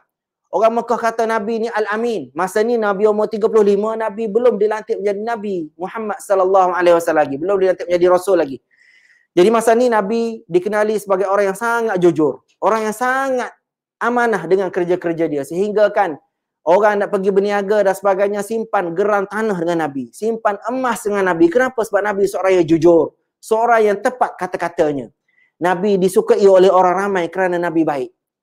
Nabi baik. Masa ni lah Kaabah runtuh dan berlakulah pembinaan semula. Bila nak bina balik Kaabah runtuh tu lah. Batu-batu tu hanyut lah. Hanyut banjir. Tak tahulah batu tu pergi ke mana lah. Jadi soalan sahabat kita tanya tadi persoalannya. Batu tu hanyut pergi ke mana? Batu tu hanyut tak tahulah pergi ke mana. Jadi bila runtuh bina balik, masa selesai pembinaan, masa bina ni orang Quraisy minta duit daripada seluruh orang Mekah ataupun dalam simpanan dianya. Ada duit haram. Banyak. Duit halal sikit. Jadi akhir sekali mereka bina Kaabah, mereka kecilkan saiz Kaabah dan terjadilah seperti sekarang ini Shah Zarwan yang ada tu di kaki Kaabah dan adanya Hijr Ismail. Asalnya Kaabah dulu 4 segi tepat. 4 segi tepat. Tapi bila runtuh pada masa Nabi umur 35 lebih kurang tersebut dalam Rahikul Maktum, mereka kecilkan saiz Kaabah sebab duit kos pembinaan tak cukup daripada duit yang halal, ada duit yang haram. Jadi mereka kecilkan saiz Kaabah. Akhir sekali terjadilah adanya binaan Hijr Ismail yang kita boleh masuk dalam Hijr Ismail. Kalau kita solat dalam Hijr Ismail tu dapat pahala seperti kita solat dalam Kaabah. Dan ada Shah Zarwan. Jadi akhir sekali masa inilah Nabi Muhammad sallallahu alaihi wasallam menyelesaikan perbalahan antara kabilah-kabilah Arab yang ada di Mekah. Siapa nak letak batu Hajar Aswad di Kaabah? Akhir sekali orang kata masa tu Rasulullah masuk daripada pintu Abi Syaibah. Semua orang tadi itu setuju dengan Muhammad sebagai pemutus hukum, sebagai orang yang menyelesaikan masalah berbalahnya kabilah mana yang akan letak batu Hajar Aswad. Nabi Muhammad sallallahu alaihi wasallam bagi cadangan. Masa ni Nabi umur 35. Nabi kata letak batu Hajar Aswad atas kain besar. 4 kabilah tadi, setiap kabilah pegang penjuru-penjuru kain dan angkat batu tu bawa pergi ke tempat Hajar Aswad dan akhir sekali Nabi Muhammad sallallahu alaihi wasallam ambil batu Hajar Aswad letak di Kaabah. Alhamdulillah semua orang redha dengan keputusan Nabi sallallahu alaihi wasallam. Masa ni semua orang setuju Nabi jadi pemimpin, setuju Nabi orang yang hebat. Tapi bila Nabi umur 40, Nabi dilantik menjadi Rasul, Nabi ajak orang sembah Allah, tidak sembah berhala, percaya Allah Tuhan kita. Nak suruh orang jadi baik seperti Nabi Muhammad, orang-orang Mekah marah. Inilah sifat manusia.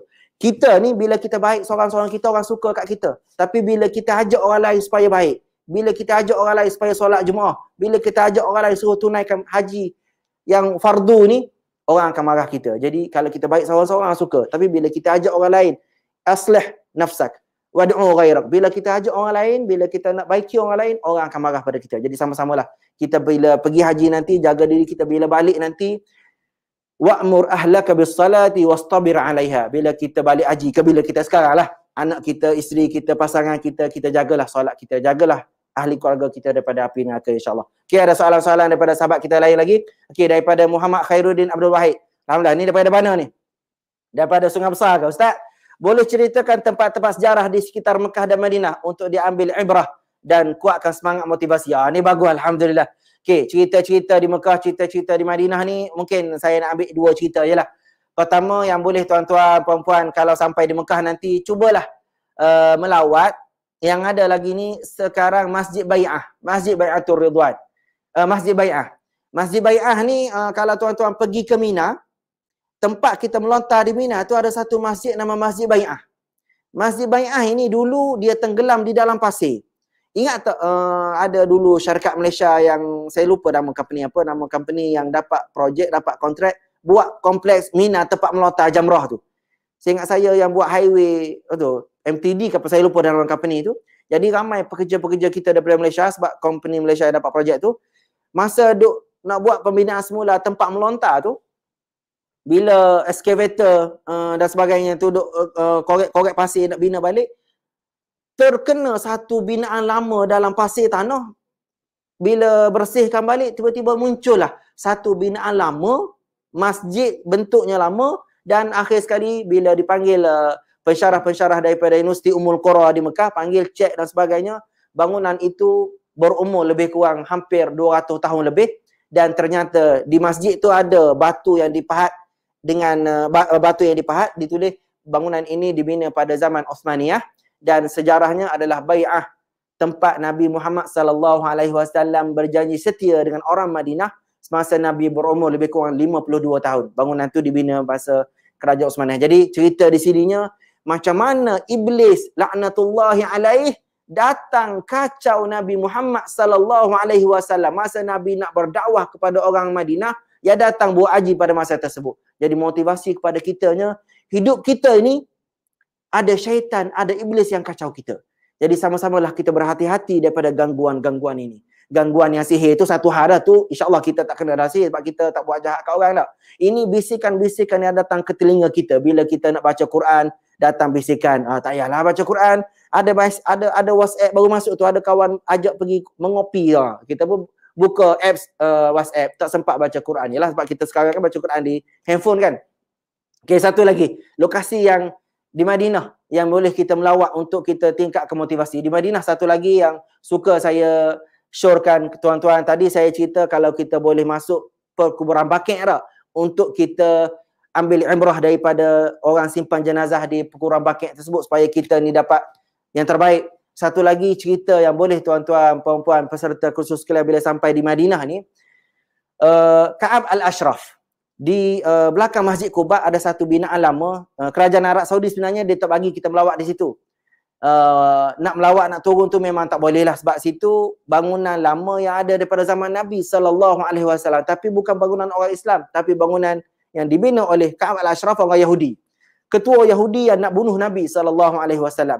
Jadi binaan ini ada kekal di situ lagi. Jadi kalau nak pergi melawat mungkin tak boleh lah sebab kerajaan Arab Saudi tak bagi, mungkin boleh naik kereta pusing lalu gitu boleh lah.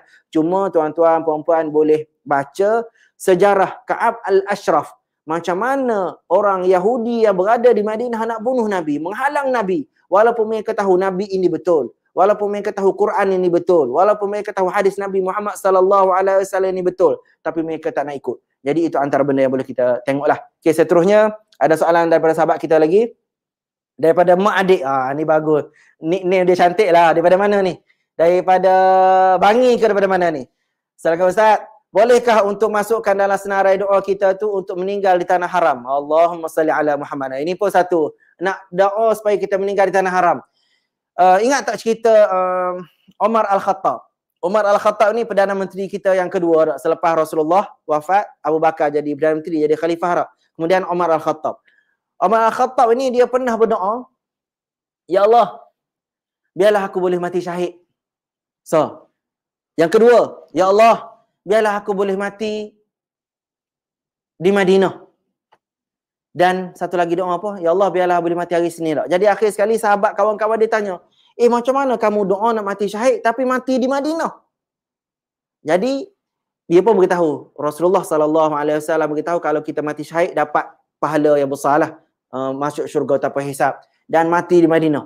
Dan mati di Madinah ni seperti yang kita sallallahu alaihi wasallam tahu dalam hadis dari baginda, sesiapa yang boleh berusaha untuk mati di Madinah maka berusahalah untuk mati di Madinah. Itu kita boleh doa je lah mati di Madinah.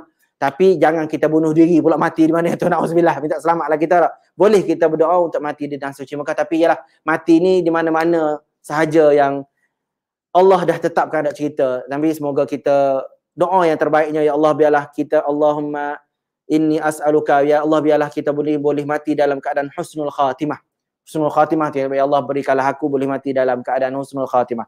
Itu nak doa mati di tanah suci boleh insya-Allah, tapi yalah wallahu alam, kita tahu kita mati di mana. Okey, seterusnya soalan yang sahabat kita tanya, Muhammad Iman Hakim, bolehkah Ustaz berkongsi tentang pertemuan mazhab yang berlaku di Mekah? Ini rasanya bukan bidang saya lah, cuma pertemuan mazhab ni kita sebagai orang Islam, kita berpandukan Quran Sunnah, ada Quran, ada hadis Nabi sallallahu alaihi wasallam. Dalam bab hukum-hukum haji ni, kita di Malaysia kita berpegang pada Muzakarah Haji Kebangsaan Malaysia. Jadi kalau ada pendapat mazhab Hambali dalam bab cara tawaf, kalau ada pandangan mazhab Maliki dalam cara tawaf, kita di Malaysia, kita sebagai orang Malaysia, kita kalau boleh berpandulah dengan keputusan Muzakarah Haji peringkat kebangsaan kita di Malaysia. Dan hukum-hukum dalam bab haji ni kalau boleh, tuan-tuan, puan-puan peserta khusus sekalian mungkin boleh rujuk, ada buku yang dikeluarkan oleh Lembaga Tabung Haji, soal jawab ibadat haji. Buku ni boleh dibeli. ada dijual di kedai-kedai buku dan rasanya dalam online pun ada soal jawab ibadat haji berdasarkan keputusan muzakarah haji kebangsaan. Jadi dalam bab ini insyaAllah pertemuan kita tidak ada berlaku pertemuan lah. Itu khilaf dalam bab ni tak ada masalah. Yang tak bolehnya kita murtad, na'udzubillah, itu yang tak boleh. Kita dan sebagai orang Islam kita bertasamuh, bertolak ansur lah dalam perbezaan pendapat dan sebagainya kita boleh amalkan. Yang sebaiknya muzakarah haji kebangsaan kita di Malaysia lah. Okey, seterusnya ada soalan lain. Okey, Puan Laili Abdullah Sani. Assalamualaikum Ustaz, saya Datuk Hussein Ahmad ingin bertanya. Masya-Allah, terima kasih Datuk, alhamdulillah kerana bersama dengan kita sepanjang kursus asas haji secara online ni. Selain tempat-tempat yang dimasukkan untuk mustajab doa, bolehkah kita berdoa di tempat-tempat lain di sekeliling tempat yang dimaksudkan? Okey, boleh, alhamdulillah. Berdoa ni ud'uni astajib lakum. Berdoalah semoga Allah tunaikan. Dan dalam satu ayat lagi dalam surah Baqarah, wa idza sa'alaka ibadi anni fa inni qarib.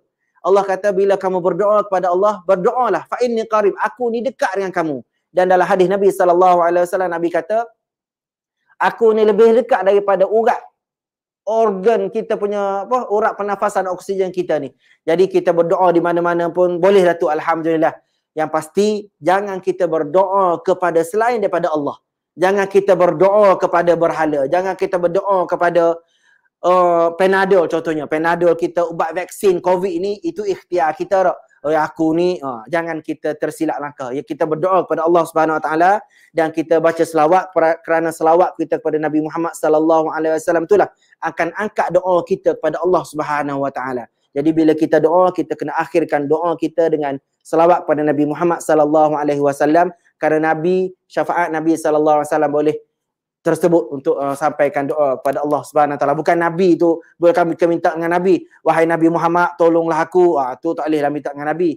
Kita lepas habis doa kita selawat, kerana Nabi kata man salla alayya salatan sallallahu alaihi wasallam. Dan lokasi doanya di mana-mana saja insya-Allah boleh. Baik, seterusnya soalan yang kita ada lagi, Cik Sulia, AG Nutrition tu. Okey, Ustaz, perempuan boleh masuk tak perkuruan bakit? Okey, soalan bagus soalan kita. Ini soalan yang menarik. Boleh tak muslimah masuk dalam perkuruan bakit? Okey, untuk kita masuk perkuruan bakit, sebenarnya dia buka pintu perkuruan bakit ni masa solat fardu sahaja. Maksudnya bila solat fardu akan ada jenazah. 5 kali sehari itu akan ada jenazah meninggal, akan ada solat jenazah di Masjid Madinah. Jadi pintu besar tu dia akan buka untuk masuk jenazah, simpan jenazah. Jadi masa itulah kita muslimin boleh ikut jenazah masuk untuk tengok cara simpan jenazah dan sebagainya, boleh ziarah tu lah. Dan muslimah sebenarnya nak masuk ke dalam tu dia tak benarkan, boleh masuk sampai ke pintu. Kita naik tangga boleh sampai ke pagar dia tu, boleh melawat ke situ lah. Dan sebenarnya apa faedah kita masuk tengok jenazah ni?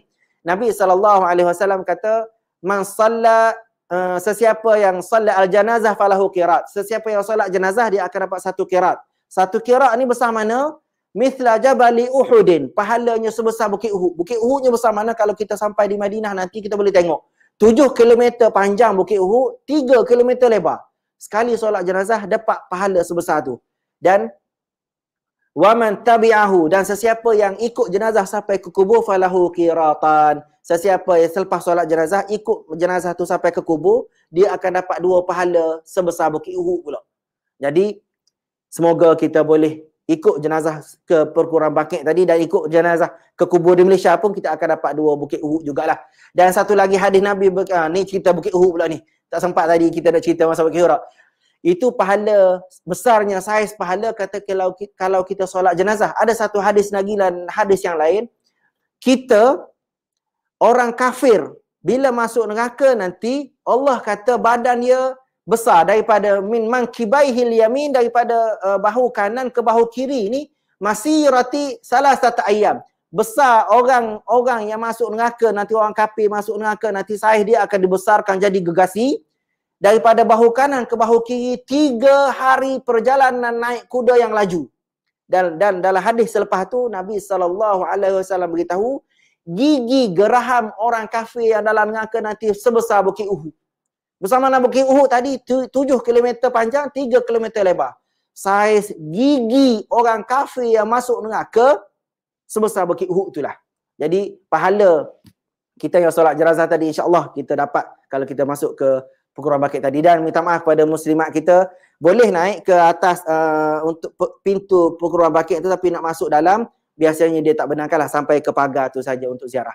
Okey, soalan seterusnya kalau ada lagi, Tuan Haji Zainuddin Muhammad, yang bagi Ustaz, sewaktu mengerjakan haji agak susah untuk jaga lisan dari berkata perkara yang sia-sia. Boleh kongsi tips-tips untuk jaga lisan selain baca Quran, zikir, selawat dan sebagainya. Okey, bagus soalan tentang tips cara kita nak jaga lidah kita ni semasa kita berada di tanah suci. Allahumma salli ala Muhammad, Allahumma salli ala Muhammad. Tak kata kau orang Cik Zainuddin, saya sendiri pun, kita jenis mulut banyak tuan-tuan. Sekarang ni satu lagi isunya, kita tak bercakap dengan mulut dah. Kita bercakap dengan handphone. Ni, handphone kita ni, segala orang post dalam Facebook, kita komen. Segala orang tulis dalam WhatsApp, kita komen. Segala orang tulis dalam Instagram, kita komen. Orang post dalam TikTok, kita komen. Kita sekarang ni memang tak bercakap dengan mulut dah. Kita bercakap dengan tangan kita ni. Dan kita jenis suka bercakap. Jadi Allah tulis semua. Kita bercakap dengan mulut ke, kita bercakap dengan tangan ke, tulis kat sini. Semua Allah kira. Jadi tips terbaik untuk kita hindarkan diri kita daripada komen orang, daripada tulis benda tak elok di Facebook, di media sosial, dan daripada kita komen orang semasa kita berada di tanah suci nanti, memang tak ada cara lain dah. Kita sendiri kena jaga diri kita. Dan kalau boleh, kalau saya sendirinya, bila kita tengok orang, kita diam je lah. Diam tu adalah satu as-sukut. Kita diam tu adalah satu benda yang baiklah. Kita nak komen, yalah kita suka komen. Memang kita jenis mulut kita tak boleh nak diam tak. Ada je Facebook kita komen, memang kita komen tu payah. Jadi masing-masing kita di Malaysia ni lah, kita jaga diri kita. Dan kalau boleh, satu lagi pesan saya, bila kita sampai di Mekah nanti, kalau boleh, kan kita banyak grup WhatsApp, kita banyak grup Telegram, kita ada banyak grup BIP sekarang ni yang baru tau. Bila sampai tanah suci nanti, kalau boleh, slow sikit lah keaktifan kita dalam setiap grup WhatsApp, keaktifan kita dalam grup Telegram, keaktifan kita dalam tu, tumpukan kalau boleh semasa kita berada di sana. Jangan komen orang apa-apa dan sebagainya lah. Okay, tu yang boleh kita sama-sama saya share lah. Seterusnya ada soalan lain kita daripada Cik Azizul Osman. Ni daripada mana ni? Alhamdulillah. Ni macam dekat Kelana Jaya ke mana ni? Sekarang Ustaz, boleh bagi tips tak maksud kekuatan fizikal di sana? Azizul Omar. Oh, daripada Kelang. Azizul Osman daripada Kelang. Okay, kekuatan fizikal. Ini pun satu benda yang sama kita perlu jagalah. Alhamdulillah kalau kita boleh pergi dalam waktu umur kita sebelum 60, sebelum 70 ni, kita sihat lagi dah, alhamdulillah. Syukurlah pada Allah SWT, fizikal kita kuat. Jadi maksud fizikal, kekuatan di sana ni sebenarnya, kalau boleh kita sihat lah. Kita tidak ada orang panggil apa, cepat letih, cepat lelah. Kalau boleh ada supplement food, kalau kita boleh kuat dengan makan madu, bawa madu. Kalau kita boleh kuat dengan makan pil tongkat ali, biar kita ada supplement food yang sesuai lah. Dan kalau boleh untuk ke sana nanti, yang suka saya sharenya, biar kita biasa bersenam, biasa jogging. Sebab kita di sana daripada hotel ke Masjidil Haram lebih kurang 800 meter, lebih kurang 1000 meter. Jadi kita di Malaysia ni kita tak pernah jalan kaki tuan-tuan. Daripada rumah kita nak pergi masjid, kita naik motor. Daripada rumah kita nak pergi pasar, kita naik kereta, tak pernah kita jalan kaki. Jadi bila kita berada di sana nanti, kita jalan kaki. Jadi sama-samalah kita berlatih kekuatan fizikal ni dalam keadaan kita dah jogging. Kita ajak pasangan kita cuba jogging di musim PKP ni, jogging sekeliling taman perumahan kita, insyaAllah, supaya kita kuatlah daripada kekuatan fizikal tu lah. Dan yang satu lagi, boleh jaga marah lah semasa berada di sana. Okay, ada soalan lain yang boleh kita share? Okay, soalan seterusnya daripada ada lagi Fadil Sulaiman. Ustaz, apa kelebihan Hajar Aswad? Fadil daripada Serendah. Oh, ni orang Serendah kita, alhamdulillah. Okey, kelebihan Hajar Aswad ni pun saya nak share satu slide yang mungkin boleh kita sama-sama tengok. Okey, Hajar Aswad ni, okey, kalau kita tengok dalam slide kita di tepi ni, Kaabah ni,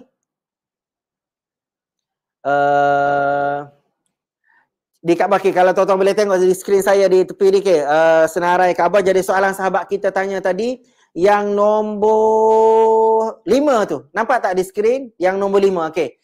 Yang sahabat kita tanya Hajar Aswad. Hajar Aswad ni maksudnya batu hitam yang berada di Kaabah, di penjuru Kaabah yang saya sebut cerita tadi. Nabi Muhammad SAW angkat batu tu daripada penjuru kain, angkat letak di Kaabah. Dan mungkin yang viral 2-3 hari ni, ingat tak ada viral, saya tengok lupa viral, tapi dalam musim PKP MCO ni lah, ada seorang kita Kristian, Dia kata kita pergi ke Kaabah ni, cium alat sulit perempuan dan hapus dosa. Oh, na'udzubillah. Itu satu benda yang tidak bagus yang disebarkan oleh mereka-mereka di Malaysia lah. Sebenarnya Hajar Aswad ni kelebihannya, secara mudahnya Nabi SAW dalam hadis Nabi, dalam pergerakan Nabi masa Nabi nak tawaf, sebelum Nabi mulakan tawaf, Nabi cium Hajar Aswad. Dan Nabi pusing Kaabah 7 pusingan. Dan satu lagi cara Nabi tawaf, kalau Nabi tak sempat cium Hajar Aswad, Nabi lambai tangan ke arah Hajar Aswad dan Nabi pusing Kaabah. Dan satu lagi situasi, Nabi naik kenderaan, Nabi tawaf, Nabi angkat tongkat untuk tawaf. Dan tawaf. Jadi soalan sahabat kita, apa kelebihan Hajar Aswad? Hajar Aswad ni, kalau ikut sejarahnya, dia adalah batu daripada syurga. Dan kalau ikutnya, Umar Al-Khattab, masa beliau jadi Perdana Menteri, jadi khalifah, masa dia cium Hajar Aswad, dia kata, ya Hajar Aswad, kalaulah aku ni tak tengok Nabi Muhammad SAW cium kamu, ma qabbaltuki. Nah, Umar kata, kalau aku ni tak tengok Nabi Muhammad cium kamu, wahai Hajar Aswad, kamu ni batu yang tidak boleh bagi manfaat apa-apa, aku tak akan cium kamu. Itu kata-kata Umar Al-Khattab. Jadi, kita cium Hajar Aswad, sebenarnya kita ikut sunnah Nabi SAW. Dan kalau ikut dalam satu lagi, dalam saya pernah terbaca buku I'jazul Ilmi, kelebihan Hajar Aswad ni, I'jazul Ilmi, saya tak ada slide. Boleh tengok slide yang nombor 5 tadi tu. Ada satu buku I'jazul Ilmi, saya pernah baca. Kajian sains yang dibuat oleh pakar-pakar sains, bukan orang Islam. Mereka dapat satu cebisan daripada batu Hajar Aswad. Kan batu Hajar Aswad tu dia ada 7 biji je sebenarnya dalam tu. Mereka dapat satu cebisan kecil, mereka bawa ke makmal mereka di Eropah di mana, dan mereka jumpa, mereka kata batu ini adalah batu yang sangat pelik. Dan dalam buku Imam Syafi'i telah tulis dalam buku dia, saya tengok Allahumma salli alaihi, dalam bukunya ada batu Hajar Aswad ni, dia akan rekodkan sesiapa yang tawaf, sesiapa yang pergi buat haji dan umrah di sana. Dan orang tanya, wahai Imam Syafi'i, wa kaifa man takarrar, bagaimanakah orang yang banyak kali pergi umrah, banyak kali pergi haji? Dan Imam Syafi'i sebut, dia kata batu ni akan rekodkan bahawa kita ni banyak kali pergi umrah, banyak kali pergi haji, dengan cara dia tandakan nama kita ni telah pergi ke sana. Itu Imam Syafi'i dalam buku dia, dalam dia punya tulisan dia lah. Dan kajian sains yang saya nak kait dalam buku I'jazul Ilmi, kajian sains ni dia kata batu Hajar Aswad ni adalah batu yang bukan daripada planet bumi. Tak ada fosil, tak ada jenis ni dalam bumi ni. Dia kata daripada tempat lain, satu. Dan yang kedua, dia kata daripada kajian ni dia sebut dia terjumpa satu ilmu, saya lupa Allahumma salli apa nama istilah bahasa Inggeris tu. Dia sama batu tu dengan dia berjaya cipta chips yang boleh mengecilkan. Dulu ingat tak TV kita, handphone kita dulu kan, handphone kita ni besar kan, besar gedabak, besar lengan kan. Sekarang selepas kita berjaya ada microchip, cipta microchip daripada hasil kajian batu Hajar Aswad tadi tu, wallahualam tu saya baca dalam buku tadi tu, dan mereka berjaya ciptakan chip tu yang lebih kecil, dan handphone kita daripada besar gedabak boleh jadi nipis sebesar ini. Sama juga macam TV. Dulu TV kita kan yang duduk depan kita ni kan besar gerabak kan. Akhir sekali selepas penemuan chips tadi tu, dia kecilkan jadi nipis seperti sekarang ni. Itu kelebihan Hajar Aswad lah. Jadi kalau kita sampai sana sama-sama lah, kita boleh cium Hajar Aswad. Dan cium Hajar Aswad ni bukan perkara wajib lah. Bukan kata kalau tak cium Hajar Aswad tak sah haji, tidak. Itu perkara sunat sajalah. Jadi kalau ada kesempatan boleh. Tapi kalau sampai nak tolak orang, nak sakiti orang, tu tak sunnah lah untuk kita cium Hajar Aswad. Okay, ada soalan lain lagi sebelum kita tamatkan sesi kita, ada lebih kurang 15 minit lagi. Cik Nur Hayati Muhammad Nur, Ustaz, macam mana cara nak baca doa orang yang kirim doa pada kita? Lain orang lain doa. Ada tak cara spesifik? Saya dari Selayang, alhamdulillah. Oh, terima kasih orang Selayang kita, alhamdulillah. Okay, ini doa. Okay, kalau ada sahabat-sahabat yang kirim doa pada kita, sebenarnya kalau kita tanda dalam senarai kertas kita tu, kita tulislah. Kalau dia kata contohlah dia kata, puan nanti pergi ke Mekah, doalah supaya saya luas rezeki. Jadi masa kita dah berdoa nanti, kita nak berdoa nanti tu, kita sebutlah, ya Allah, sahabat aku yang nama Zainab ini berdoa supaya dia diluaskan rezeki. Allah, luaskanlah rezeki Zainab. Jadi kalau kita ingat dalam senarai kertas doa kita tu, kita tulis nama luas rezeki, kita pun berdoa lah, ya Allah, berilah keluasan rezeki pada Zainab yang kirim doa ni. Kita doa gitu pun tak sebut kirim doa pun tak apa. InsyaAllah kita doa fi zahril ghaib. manda'a hadis Nabi SAW, sesiapa yang berdoa untuk sahabat dia di semasa sahabat dia tak ada, semasa sahabat dia tak tahu dan sebagainya, Rasulullah kata malaikat akan doakan kita walaka bimithlik, kamu pun akan dapat seperti apa yang kamu doa tadi. Jadi kalau orang doa kepada kita, orang kirim doa tu, kalau kita boleh baca, bacalah. Kalau tak boleh baca, ya Allah, sampaikanlah hajat sahabat-sahabat kami, ya Allah, sampaikanlah hajat sahabat-sahabat aku, ya Allah. Mungkin kita boleh secara langsam begitulah. Cuma apa yang penting saya nak pesan satu lagi, antara tempat mustajab doa nanti semasa kita berada di Arafah, semasa di Muzdalifah, semasa di Mina. Kita melontar jamrah kubra, melontar jamrah wusta, melontar jamrah sughra nanti itu, bawalah ketah doa kita nanti itu, berdoalah semasa kita berada di sana nanti, insya-Allah. Okey, ada soalan sahabat kita lain lagi? Okey, ni daripada Cik Alia Ain. Ustaz, apa doa yang boleh diamalkan sebelum kita menjadi duyufur rahman? Ni pun bagus ni doa. Apa yang kita nak amalkan sebelum kita menjadi duyufur rahman? Doanya, ya Allah, yang terbaiklah, bagilah kita ni boleh pergi ke Mekah tunaikan haji. Ya Allah, jadikanlah aku ni sebagai tetamu-Mu, ya Allah. Allahumma rzuqna ziyarata haramika wa haramin Nabi sallallahu alaihi wasallam. Ya Allah, berikanlah aku rezeki boleh ziarah tanah suci, boleh mengerjakan haji, boleh ziarah Nabi Muhammad sallallahu alaihi wasallam. Jadi doa yang terbaik bagi saya sebelum kita pergi ke sana ni, ya Allah, biarlah kita ni boleh ada rezeki sampai ke sana. Biar Allah pilih kita, sebab kita musim Covid, musim pandemik ini, kita tak tahu kita boleh pergi haji ke tidak.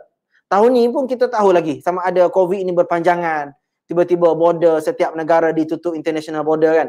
Jadi berdoalah semoga Allah berikan kita boleh ziarah Mekah dan boleh ziarah Nabi Muhammad sallallahu alaihi wasallam. Okey, itu yang terbaik. Okey, seterusnya doa kalau ada lagi soalan-soalan kita. Okey, soalan kita daripada Shin.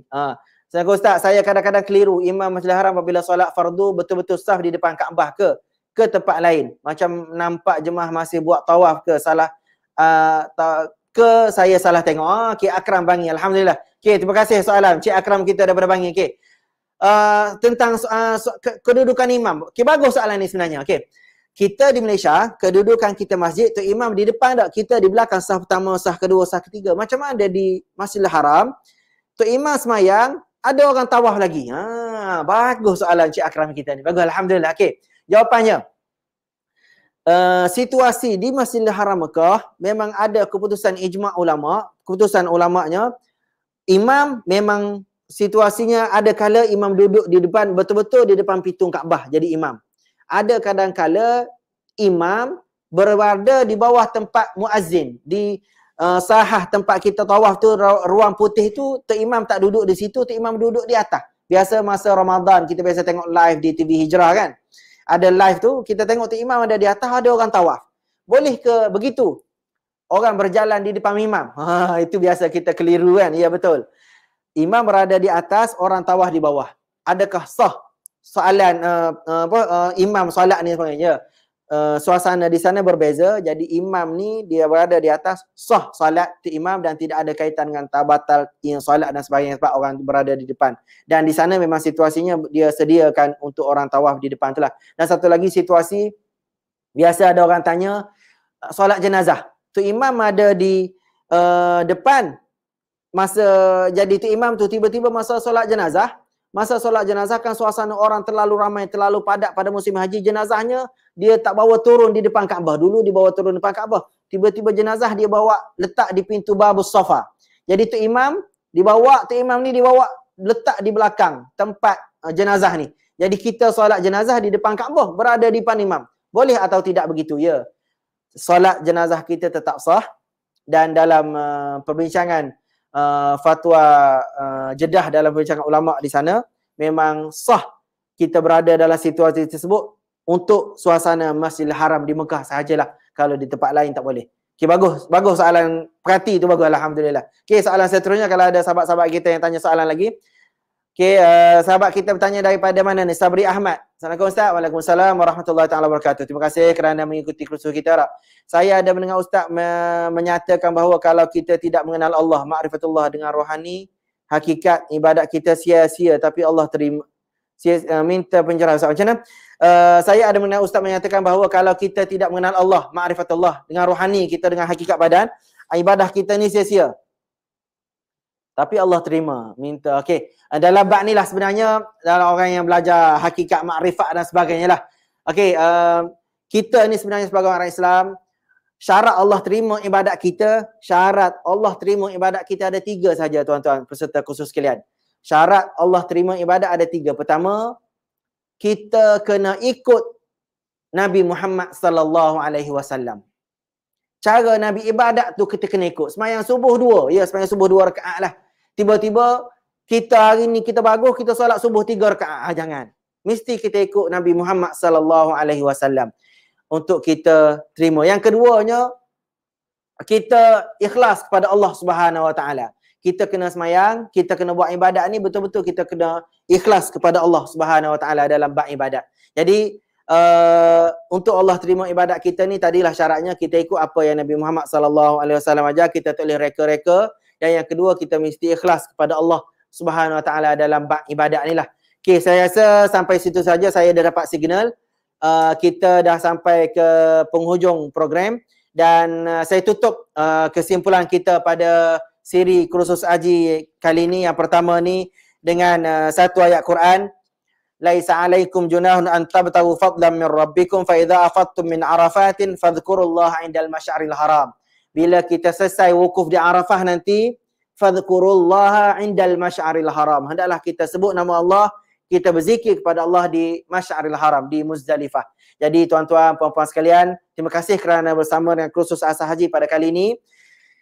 Berazamlah semoga kita boleh pergi haji dalam keadaan sihat. Berdoalah semoga kita boleh selesaikan rukun-rukun haji kita selama berada di sana, dan berdoalah, berazamlah bila kita sampai di Muzdalifah nanti kita tetap berdoa. Jangan kita tidur sahaja berada di sana, kita tak buat amalan-amalan sunat semasa kita berada di Muzdalifah.